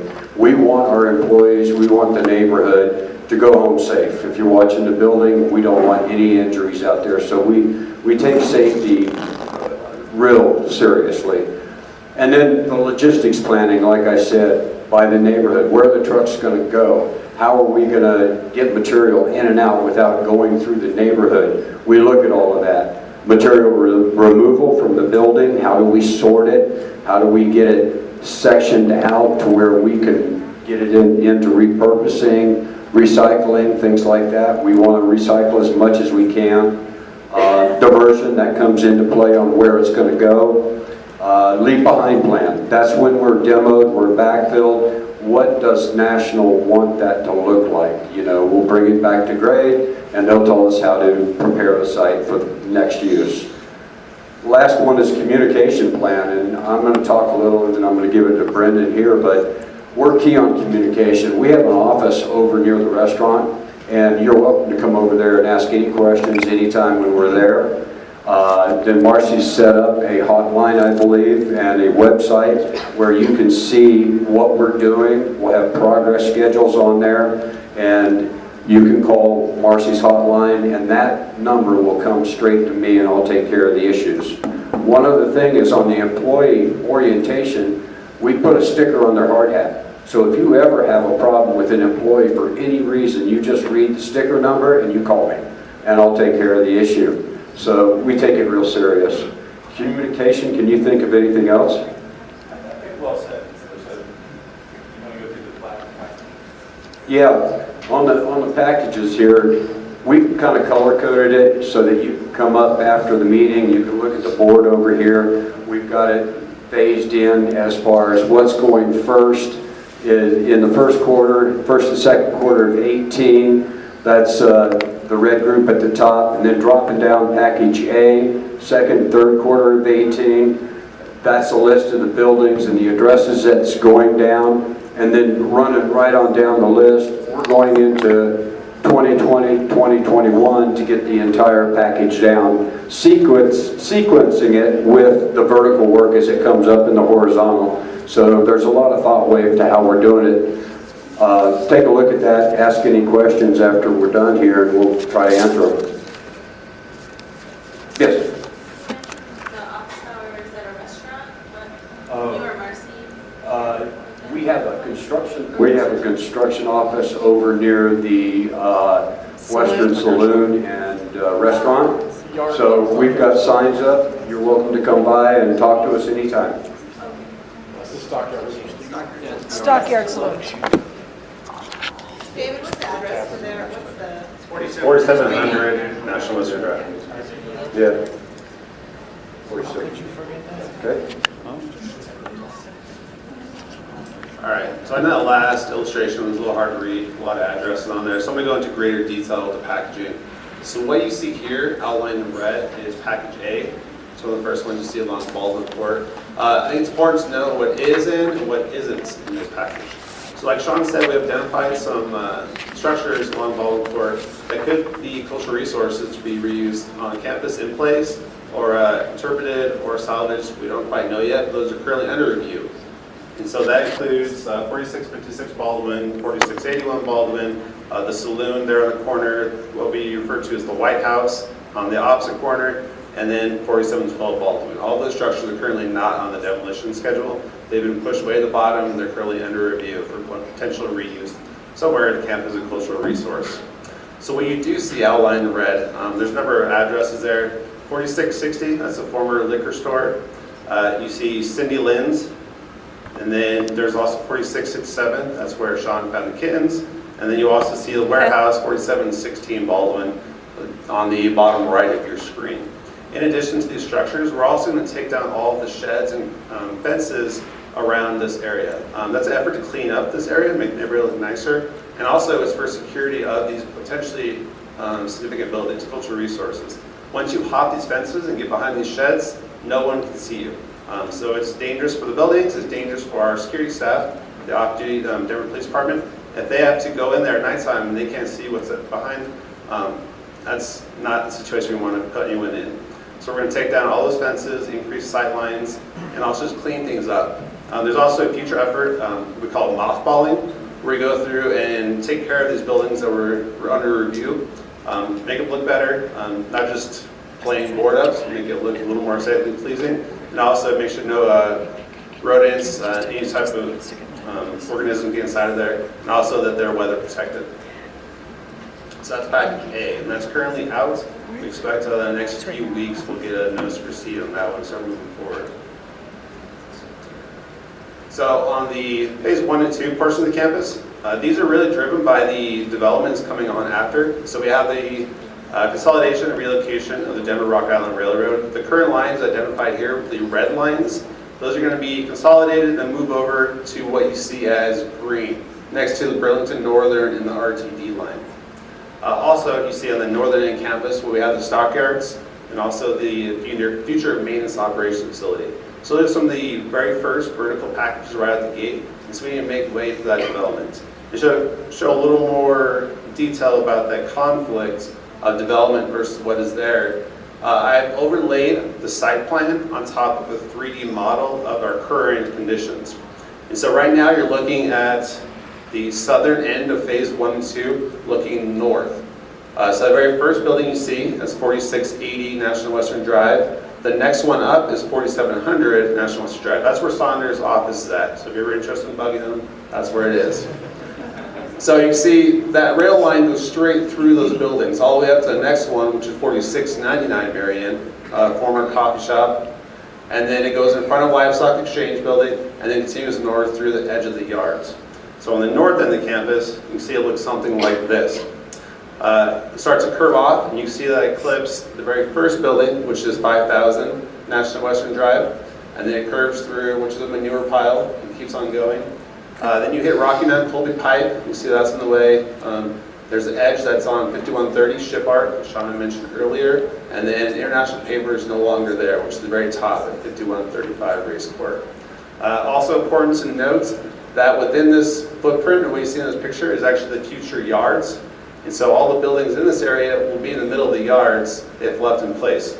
So Paul Andrews' concern about the hay barn number 3, that is the building that is kind of smack in the middle of what you see as the future yards. So that is his reasoning right there. So if you're wondering how that actually fits up, that's where it's at. So to put all those buildings I just mentioned on the map colored with these kind of conflicts, you can see that this is the reason that we've outlined these buildings for packages B, C, and D. And this takes you all the way through what we're planning for 2018. As we go into 2019, we're then looking at possibly doing a latent time to make way for some of those larger structures that we build to the southern end of phases 1 and 2. Any questions on that? I have one. Do Yep. you expect these demos to be one at a time, or are they going to be consecutive? Like, on packages, I get it. But there's the first package A, there's like 6 buildings. Are they going to multiple at a time? Yes. Yeah, multiple at a time. And what we're doing is we're packaging these specifically so that we can reach out to different size contractors. So we'll have different contractors on different sites. Other questions? This is the last slide, I promise. See you on Mickey. So one of the biggest jobs that what we really hold dearly to, because we're a local Colorado contractor, we want to work with the community and the contracting community. So a couple of things we just wanted to talk about, just to let you know that we're doing. Obviously, we're advertising these work packages through the National Western Center's website. We had a really good, just overall City and County of Denver outreach, get to know each other with local contractors. Good, and a really good presence there. We also send it out through our internal information source and some contractor register. And then we'll do an open house outreach event for each one of these projects. And so far we've been very successful. We've had a lot of interest in the projects, and these first 2 packages have been have had a really good bidding opportunity. And then when we go to do the bidding, we'll do a job walk. We'll talk about the community. It's one of the things that Bruce points out to every one of the interested contractors. This is not just a knock it down. This is a 90% reuse or recycle project where we're really trying to make sure that we can reuse as much as possible. In fact, if you're interested, there's some flyers for our next outreach right over there. Chuck, you can probably hold them up if you want to be a fan for me. No, you can listen. That's all right. And then we do some subcontractor onboarding, as Bruce mentioned. So really, that's it. I know we're last. I wanted to add one thing onto this also is we like to hire local talent. So we want to hire people in the neighborhood to work on the projects with us. We have one employee working right now that lives in the area. And we'll have applications on site for anybody that wants to apply, and we'll set them up with our HR department. But we're an advocate of hiring locally also. And just a really quick view of where to find information on specifically the integrated demolition. And I won't necessarily go through it, but basically the National Western's website, and then you just go down to the integrated demolition, and it'll give you any upcoming bid packages. Terrence, somebody? Just one thing I want to note is that in Saunders' contract, you guys are not self-performing any of the work. So these are all going out into bid packages. So this is really, this contract is to maximize opportunities for the industry, small, minority, women-owned businesses, etc. So it's really built for that, and you guys have been doing a great job with your outreach so far. So thanks. That's a great point, Bruce. Any other questions? All right, thank you. Anything else? Any other comments on any, where are we? Community reports and public comment. Do we have any? Going once, twice, 3 times a lady, and none. See you all next month.